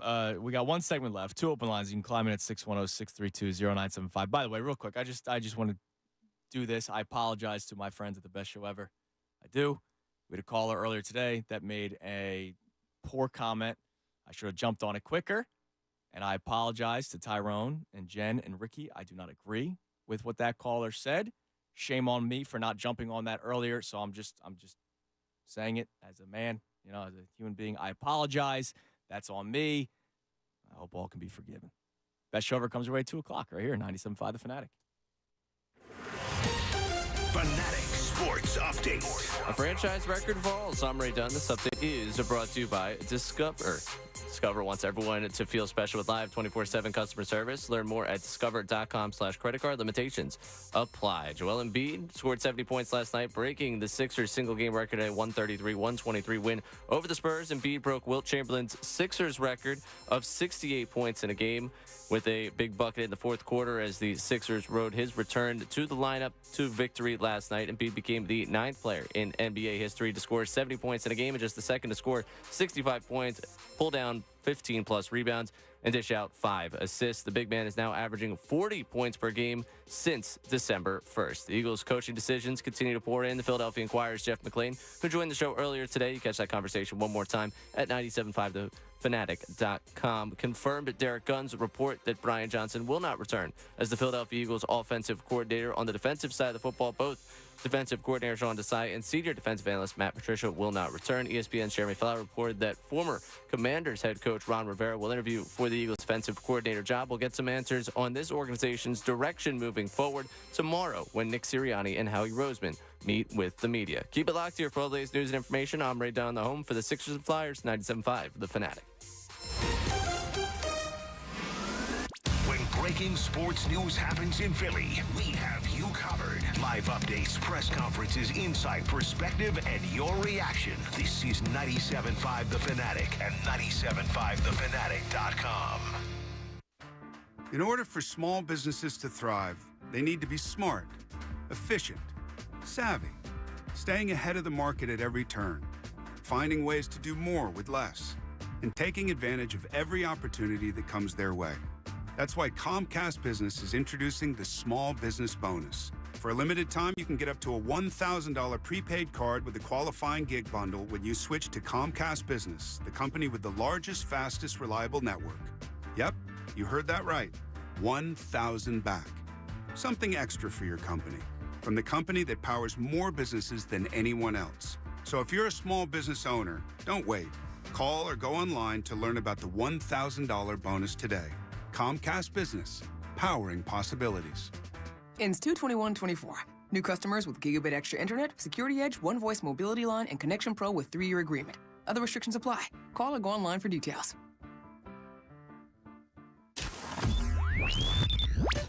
Counter-Strike and cheating is a tale as old as time. As the esport entered its new era with Counter-Strike 2, fans were hoping for a more fair landscape. The open qualifiers for the Copenhagen Major are now underway, and fans are dismayed to see history repeat itself once again. Besides multiple pro teams cheating in open qualifiers, the tournament itself has been full of issues. Will 2024 spell disaster for Counter-Strike?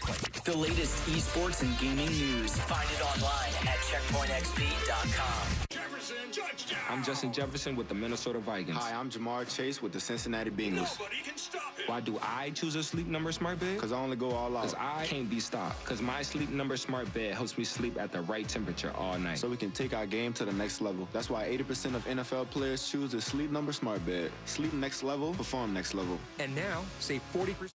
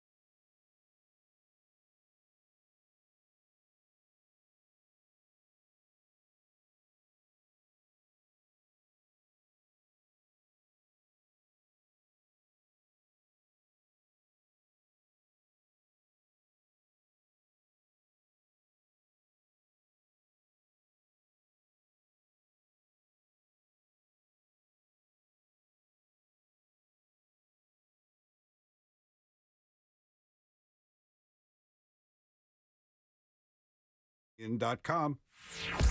On your way home this afternoon, the best show ever starting at 2. Now more with Andrew Salchunas on 97.5 The Fanatic and 97.5thefanatic.com.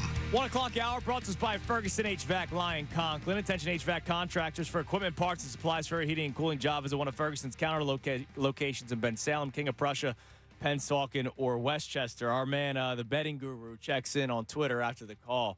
He says, tell Ray Michael Jordan would have been mad at himself for letting the rookie have his highest scoring game of the season against him in 28 minutes, especially if he knew that was the weakness causing us to lose in the playoffs every single year. First of all, let's not compare anybody to Michael Jordan. I know that there's a stat that, Kate and Nala brought up that Embiid and Jordan are the only two players to ever do it. Michael Jordan is Michael Jordan, and that's why he's the greatest player in the history of the NBA. So we shouldn't even do that. I just can't believe that we find quite literally anything to try to take away from a historic night in the NBA from one of our players that wears a Sixers uniform, Joel Embiid. All right, so what have we heard so far today, right? So now we're hearing the latest one is, yeah, but he gave up 33 points to Wemby, even though he wasn't guarding Wemby at all times. But he gave up 33 points to Wemby, so that's why the 70-point performance isn't all as impressive. That's one of them. I had a caller earlier that the Sixers are still 4 games back in the Eastern Conference behind the Boston Celtics, and that's why he wasn't taking joy in last night.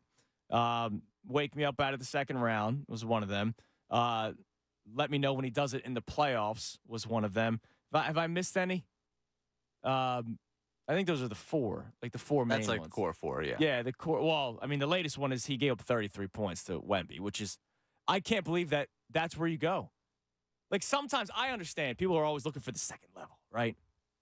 Second level of thinking. Man, fine, I'll be bottom level. I don't care.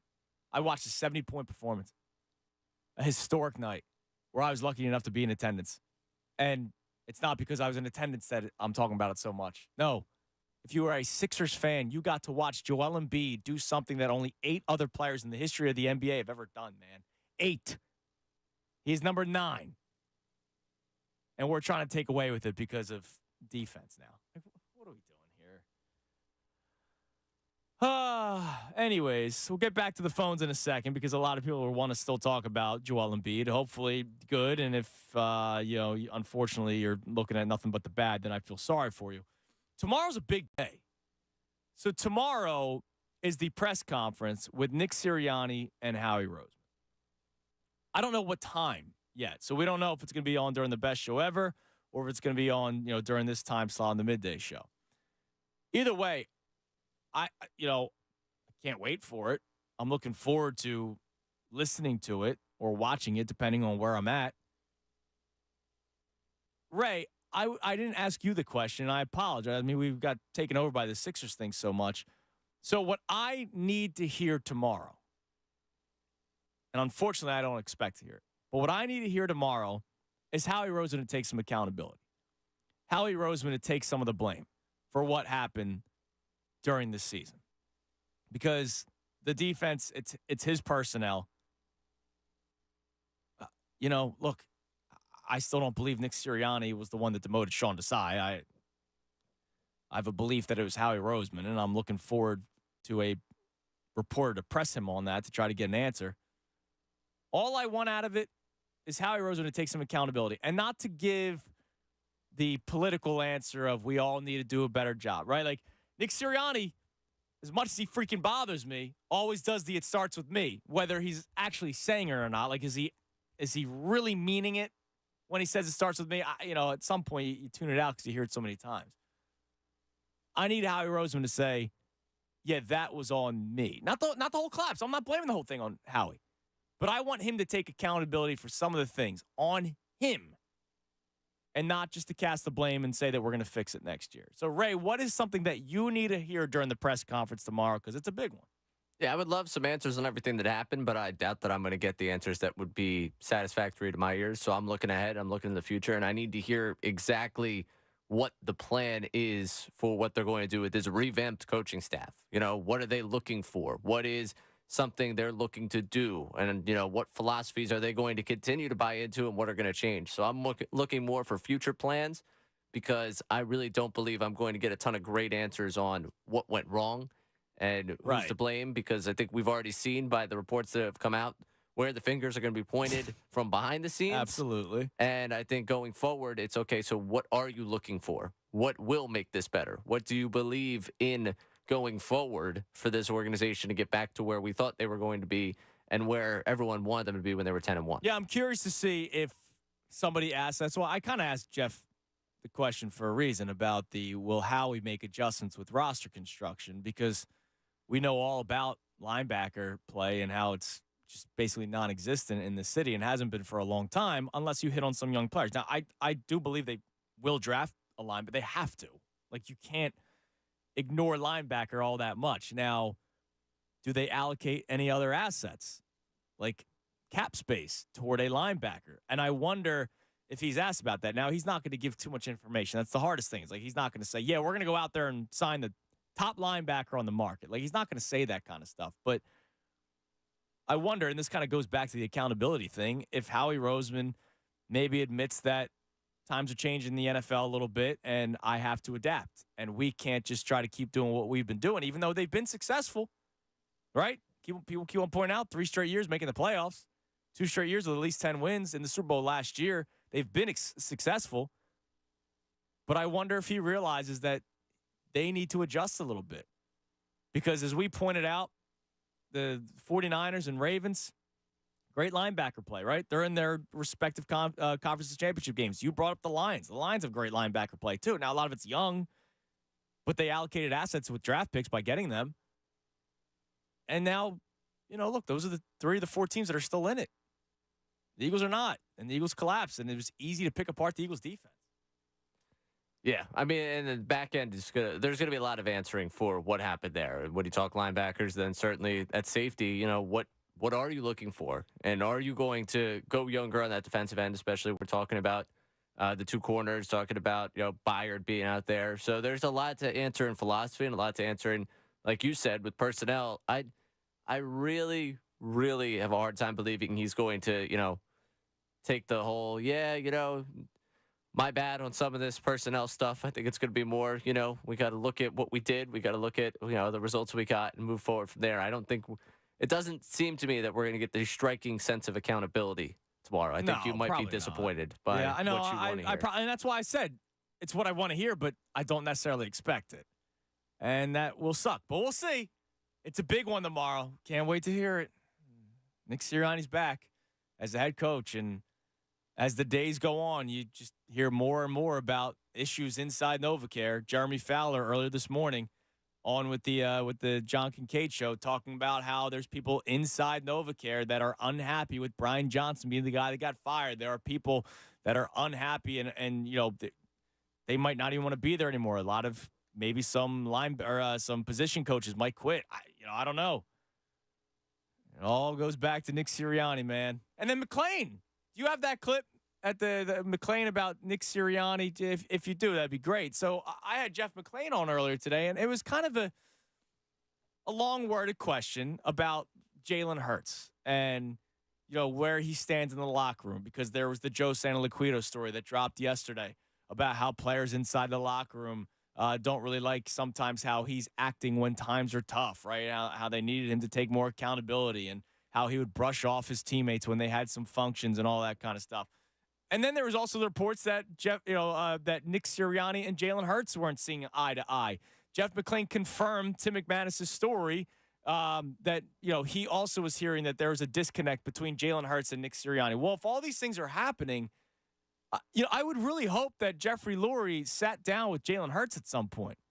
Jeffrey Lurie, when he's out in the Caribbean, I hope he, obviously he wanted to wait until he was back home to have the in-person meeting with Nick Sirianni. I hope he at least Zoomed with Jalen and asked Jalen about him, because Jalen Hurts didn't give a ringing endorsement of Nick Sirianni when he had the opportunity. And now Jeff McLane is on the show and talking about how, take a listen, talking about how there might be some issues between Nick and Jalen. Well, yeah, I mean, there's a lot to unpack there. Jalen has so much about him that is admirable and why the Eagles gave him $255 million. And his personality, it kind of opens itself up to interpretation in some respects. And in his defense, it kind of opens the door up to guys wondering what this guy's thinking in the locker room, wherever it is. But some of it's on him, too. You know, there are definitely key leaders in that organization that have wanted him to kind of open up a little more to other guys in the locker room, certainly on the offensive side of the ball, and just be more of, and have more of an open door, or not be as intimidating for players to approach. Also, in terms of accountability, they want him to be a little more open in shouldering that, and also publicly as well. Those are areas that he'll probably need to improve upon. I mean, look, again, it's not a major thing. It's just one small facet of being a franchise quarterback and being a leader. He's only 25 years old. I mean, he's got a lot of time here to learn that lesson and to get better. So that was about Hurts and himself inside the locker room. Then here's him more so about Nick Sirianni. In terms of his relationship with Nick Sirianni, I mean, it was bizarre the way he handled. He was given like 2 or 3 opportunities to kind of endorse Nick after that game. You want him back, and he said he didn't know that was even a topic of conversation, which I find very hard to believe. So some of that's just Jalen, and that's his personality. Again, goes back to his personality and how it's like, okay, he's not very direct about his feelings. But that ESPN report about him not being happy with the direction of the offense, and from what I understand, reporting on Jalen as well, is that that is all true. And definitely the Sirianni-Hurts relationship will need, nurturing this offseason. So let's bring him back. I mean, that's the thing that drives me. I'm shocked. I'm shocked. He watched his team go from 10-1 to 11-6 to embarrassed in the first round of the playoffs of the Tampa Bay Buccaneers, right?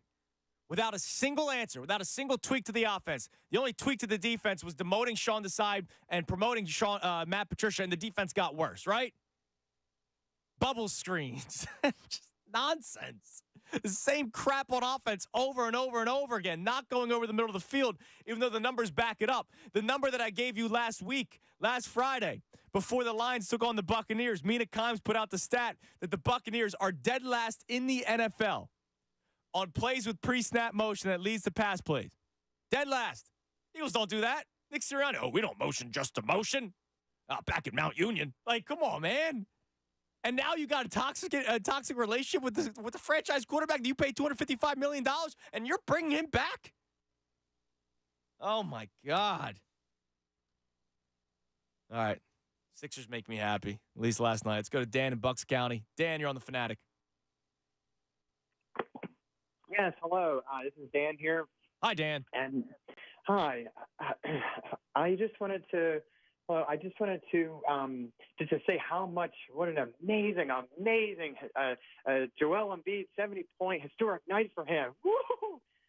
And how much regarding the and for him, he's so humble, I believe, and based on his interview last night, and regarding the playoffs, regarding moving forward, I think we just need to let it, play out and see how far we go based on our Nick Nurse coach. I think we have a great coach moving forward and really getting everyone involved. And I think that's what he said in his post-game conference interview. And but I just think that for those who are kind of like ripping them, saying, we stink in the playoffs. Well, let that go, and let's just see how we play out in the playoffs this year. Yeah, Dan, look, I'm with you, man, because I can't look. Here's the thing: come playoff time, yeah, I'm with you guys. I'm watching every single dribble, and if they lose in the first or second round, we will have conversations, and it will not be fun. Just like the conversations weren't fun after losing to the Boston Celtics.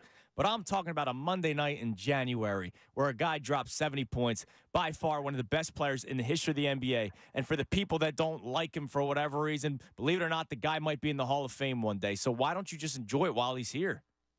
Exactly. That's what it's about. Just be in the moment now. Absolutely, Dan. I appreciate the call, man. I was waiting for something. I thought it was a troll piece. Me too. When he did the woohoo, I was waiting for a, but he never wins in the playoffs. Sorry, Dan. That's my bad, man. Never judge a book by its cover, but the audio book. Or call by its first 15 seconds. Don't do that. Don't do that. It's shame on me. Shame on me for thinking he was going to go a different direction. You do this long enough, you start to hear tendencies in callers. You go, all right, where are we going at with this one? All right, do we have an answer on the next size of bed? Because earlier today, if you're just tuning in, we were talking about Victor Wembanyama's height and how does it get tiring being that tall. And we started having the conversation about the bed. So there's the king-size bed. Then there's the California bed. But apparently there is another bed after that, Ray. Let's go to Mark in Jersey. What do we got, Mark? Hey, what's going on, guys? What's up, Mark?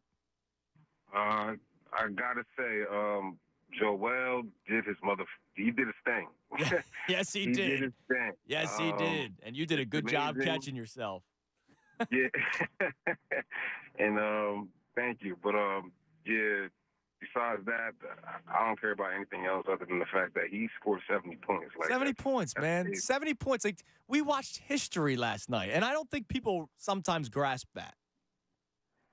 Yeah, it's a bigger picture. But to the beds, there's an Alaskan king-size bed, and there's a Wyoming, and there's a Texas, but they say the Alaskan is the biggest, and I guess you can sit and have it customized and shaped to, Okay. of course. Now, do you think they make the Alaskan in like a water bed, or does it just have to be pure mattress? Well, what? That's something I might have to go ask one of my mattress friends. 'Cause Yeah. Oh, you got people. You got connections in the mattress world. Just a few. All right. Well, thank you for the information, Mark. I appreciate it. So the Alaskan. Why does it always have to be king? What you know? I wasn't sure what he said. Mattresses and then it started with an SH, and I wasn't sure where he had gone with that. No, he didn't curse. Did you hang up on him? Oh, yeah. Oh, no, he didn't curse. It sounded like it. I was. He didn't curse. It's okay. It's all right. Listen, I'm. That's okay. He was protecting the brand. I understand. Look, FCC. I get it. Look, I was in that chair before. Yeah. Scary. I know. Why is it always king? That's a good question. I was going down why the different states. That was more my. I understand that. What's the thing going on with the states? But why, is it because nobody can be bigger than the king? Is that what it is? I don't know. Like if it's I assume it's based on Did we just run out of creativity? I think it probably I think that's definitely what it was. But I'm curious. Like, okay, if the California king is bigger than the regular king size, what did they call the thing bigger than the king size before California was a thing? Well, I don't know when. I see. This is when. Come on, man. You gotta be the producer. Well, there's just a lot of avenues I can walk down here for the different bed size conversation. Why is the Alaskan bigger than the California? Well, that's what I'm trying to figure out. Why is Wyoming, Texas? This is why. Okay. This is why. See, quick Google search, Ray. Listen, I just have questions about this. When was the California king bed created? Take a guess. 1930. Yeah, 1930. 1982, Ray. Wow. It's more of a modern term. That's why. Like, we're not talking about medieval times. Somebody was like, well, okay, then what did they call it before? In the state of California. Like, they're not doing that. What about, what did they call it before? Like, before 19, so there was not nothing. Reading a scroll, Ray. There was no bed bigger than the king-size bed before 1982? They weren't it wasn't during Game of Thrones. Yeah, okay, what did the people in Game of Thrones... We are naming it California. Yeah, what did the Game of Thrones people call the biggest bed size? King-size bed, because the king slept in it. I think that's pretty simple. Are we saying that there were smaller beds that were differently labeled? Back then, absolutely. It's probably just called a normal bed. They probably didn't call them twins or queen-size bed, even though sometimes the king and queen did not sleep together, if you did watch Game of Thrones, so maybe they did have a queen-size bed back then. Okay. Maybe they called it the royalty bed. Like, I could see that being a thing. Okay, so the royalty bed would be the largest bed for the two of them. The king would have the king bed. The queen would have the queen bed. Yeah. And a twin bed naming for it for me never really made sense. Yeah, well, I understand that. Yeah. All right. Let's go to Mike and Delran. What's up, Mike? Mike needs a California king. Jesus, I can't believe I'm older than a California king bed. That's weird. You need one. Yeah, they still make water beds, Chris? I think so. You think so? I had one when I was a teenager, but man, that's something I haven't heard of in a long time. See, Those there you go. Waterbed for sale. Amazon, $2.99. That's crazy. I had one that it was like tubes, right? Like 20 tubes. And when you popped one, you didn't know which one was popped, man. You had to take all of them out of there. That sucked. Oh, really? Oh, that's terrible. Yeah, it was terrible. I can't wait until I'm like 80-something years old. My grandkid or great grandkid says, "Hey, Pop, did you see that game when Embiid scored 70?" And I go, "Yeah, but that bum gave up 33 to win." Yeah, how dare he? Like, come on. Like, here's the deal. My man, the betting guru, who brought up that point. 10 years from now, is he going to remember that Wemby dropped 33 that game? He will, because we're still talking about it. Like, he'll remember this day that he said that. All right, fine. Will anyone else remember that Wemby dropped 33 that night? No, and I guarantee you there's not a person out there that can tell you how many points the highest score was on the other team when what's his name scored 100. Like, you're just never going to – it's not – you don't – who cares? Guys, like, can I get a couple extra seconds here, too? This, like, please. I don't understand our fan base sometimes and these nerds that call in. I just got done watching the biggest collapse of any sports team in my lifetime in this city, right, for the last 2 months, right? It's taken me over a week and a half to get over it, right? And then last night I get to watch Embiid do something so special. Yep. Not once did I think to myself, "Oh, we're winning the championship," or like I didn't think, "Oh, I hope it's the second round." I just watched it for what it was. No, you know what you said? You know what you said, Mike? This is nice. This is a breath of fresh air. Look at this. And then when he answered, too, like with that and the other week, he said something about, they asked him about not being able to be MVP if he misses 8 more games. And he was like, "I'm not worried about that." Like, old Joel would have been worried about that. He's not worried about that. He's on a mission. But anyway, guys, just give it a break, right? And the reason I called is I was 12 years old when I went to my first game. My dad took me, and it was Sean Bradley's rookie season. And we got the seats right behind the players' bench. Oh, wow. You probably couldn't see. Dude, now listen, I'm 6'4", right? I consider myself a big normal dude, but like, man, even then at 12 years old, I was almost pushing 6 foot, and I seen this guy, man. I was in awe. I don't think I watched any of the game. My first time in a game, I think I just stared at him. You're staring at him. Yeah, like what is this? But anyway, I work with a guy who's 7'5", and you know how, like, you know, you walk past cubicles, right? Like, I could see over him pretty easy. I'm a tall dude. You know, this guy is like almost to his belly button walking past these cubicles. I'm like, "Yo, dude, I got to ask you, where'd you play basketball?" He's like, "I don't have an athletic bone in my body." Yeah. See, that's Go Birds. Go Birds. That's the shame of it, man. We all know that kid that was really tall, and like, dude, why aren't you playing basketball? And then they're not, you know. Then they go out on the court. It's like, yeah, okay, that checks out. Then you realize it, you know. Now, Mike brings up a point that I had a little bit of a debate with friend group. He talked about being almost 6 foot at 12 years old, and this all does tie back.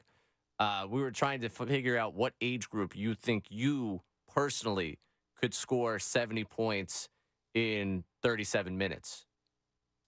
You have to put up the numbers Embiid put in. What age group do you think you would be able to do that?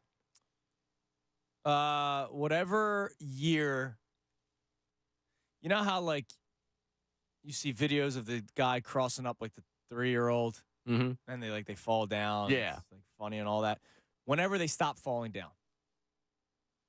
I mean, that's going to be a pretty young group of kids. Eventually they do become coordinated. Eventually. So 8, 9. No. They're not falling down at like 6 or 7. All right, maybe not falling down, but like, all right. Here's the other thing. When do kids start consistently making shots? Like layups.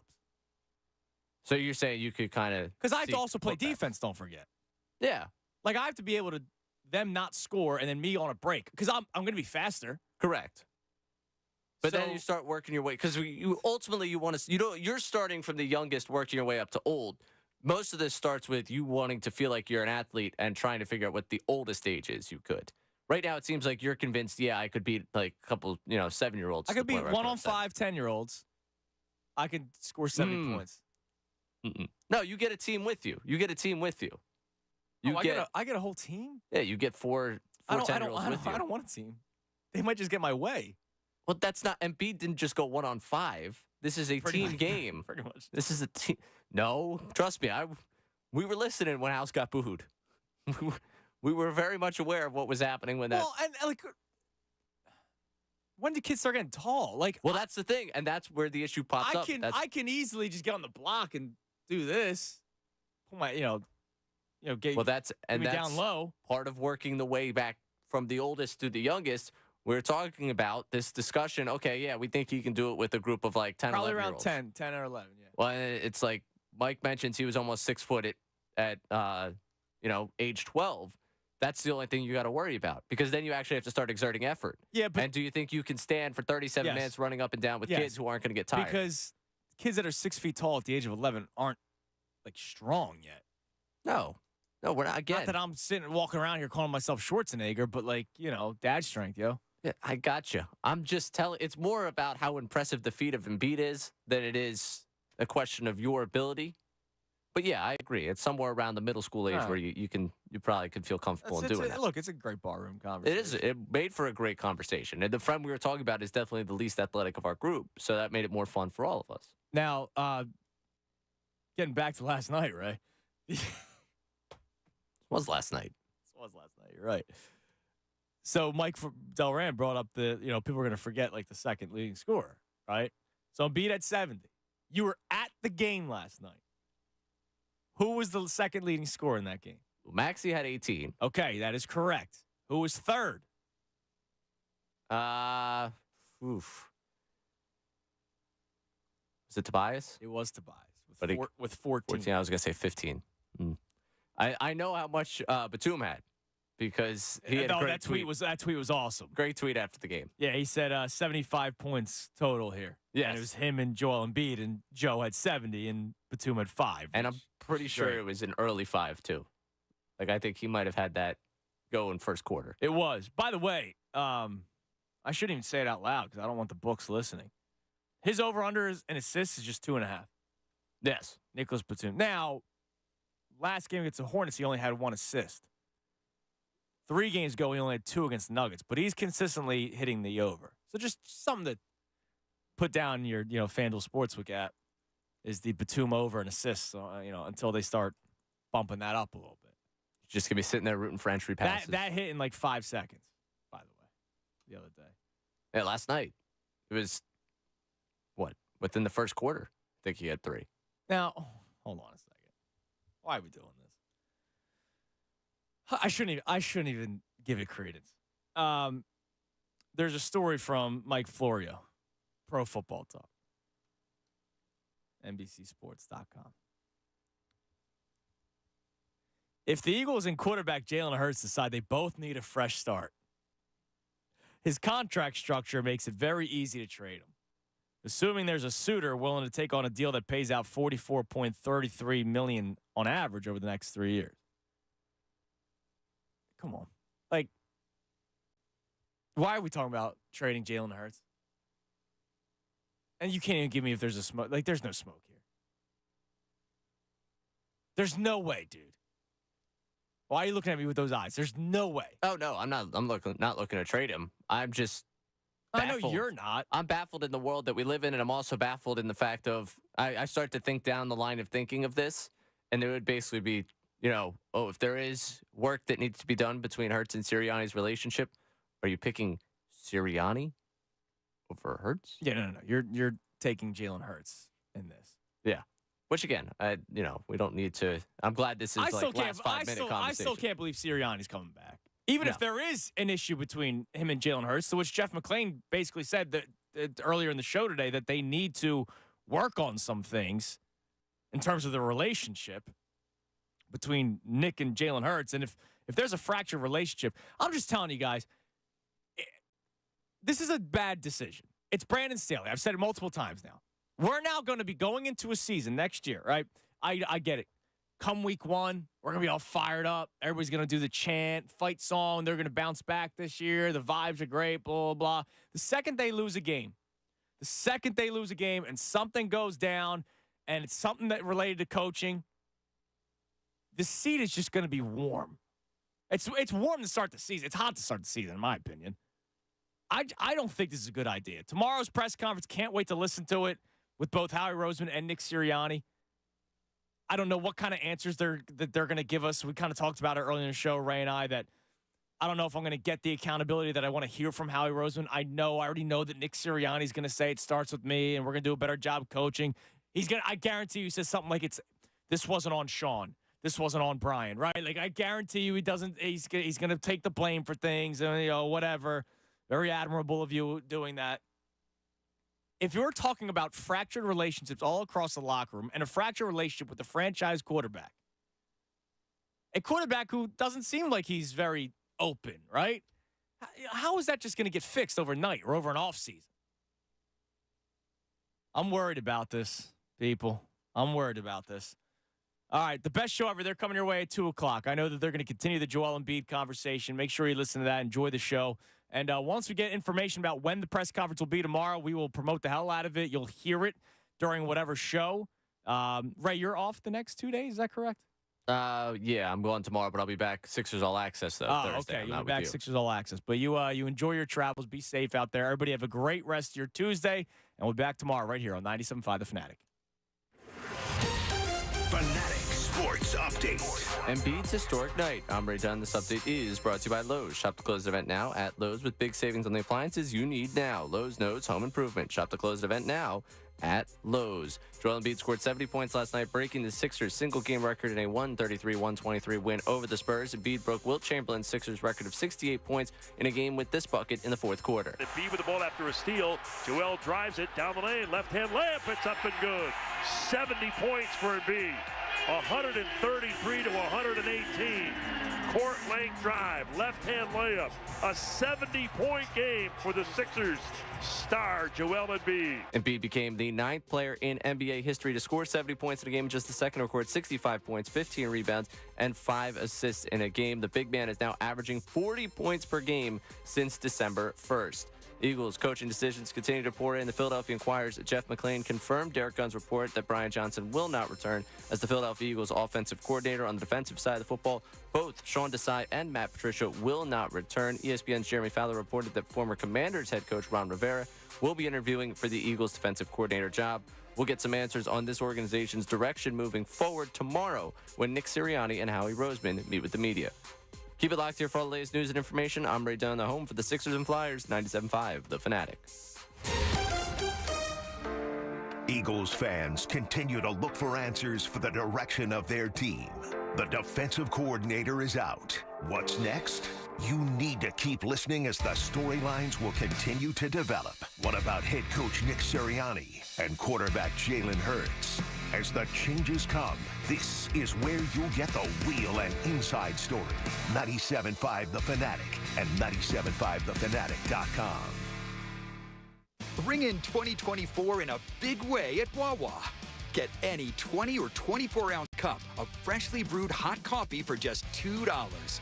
You can pour more of your favorite coffee, every mild, medium, or dark roast, and our new caramel cream-flavored coffee with notes of caramelized sugar, rich salted butter, and warm, fragrant vanilla.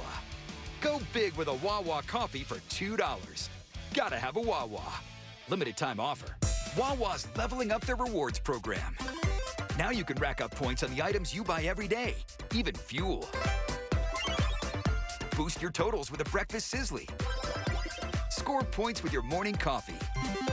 With Wawa Rewards, you can choose to redeem them for what you love most, like an iced latte for an extra pick-me-up.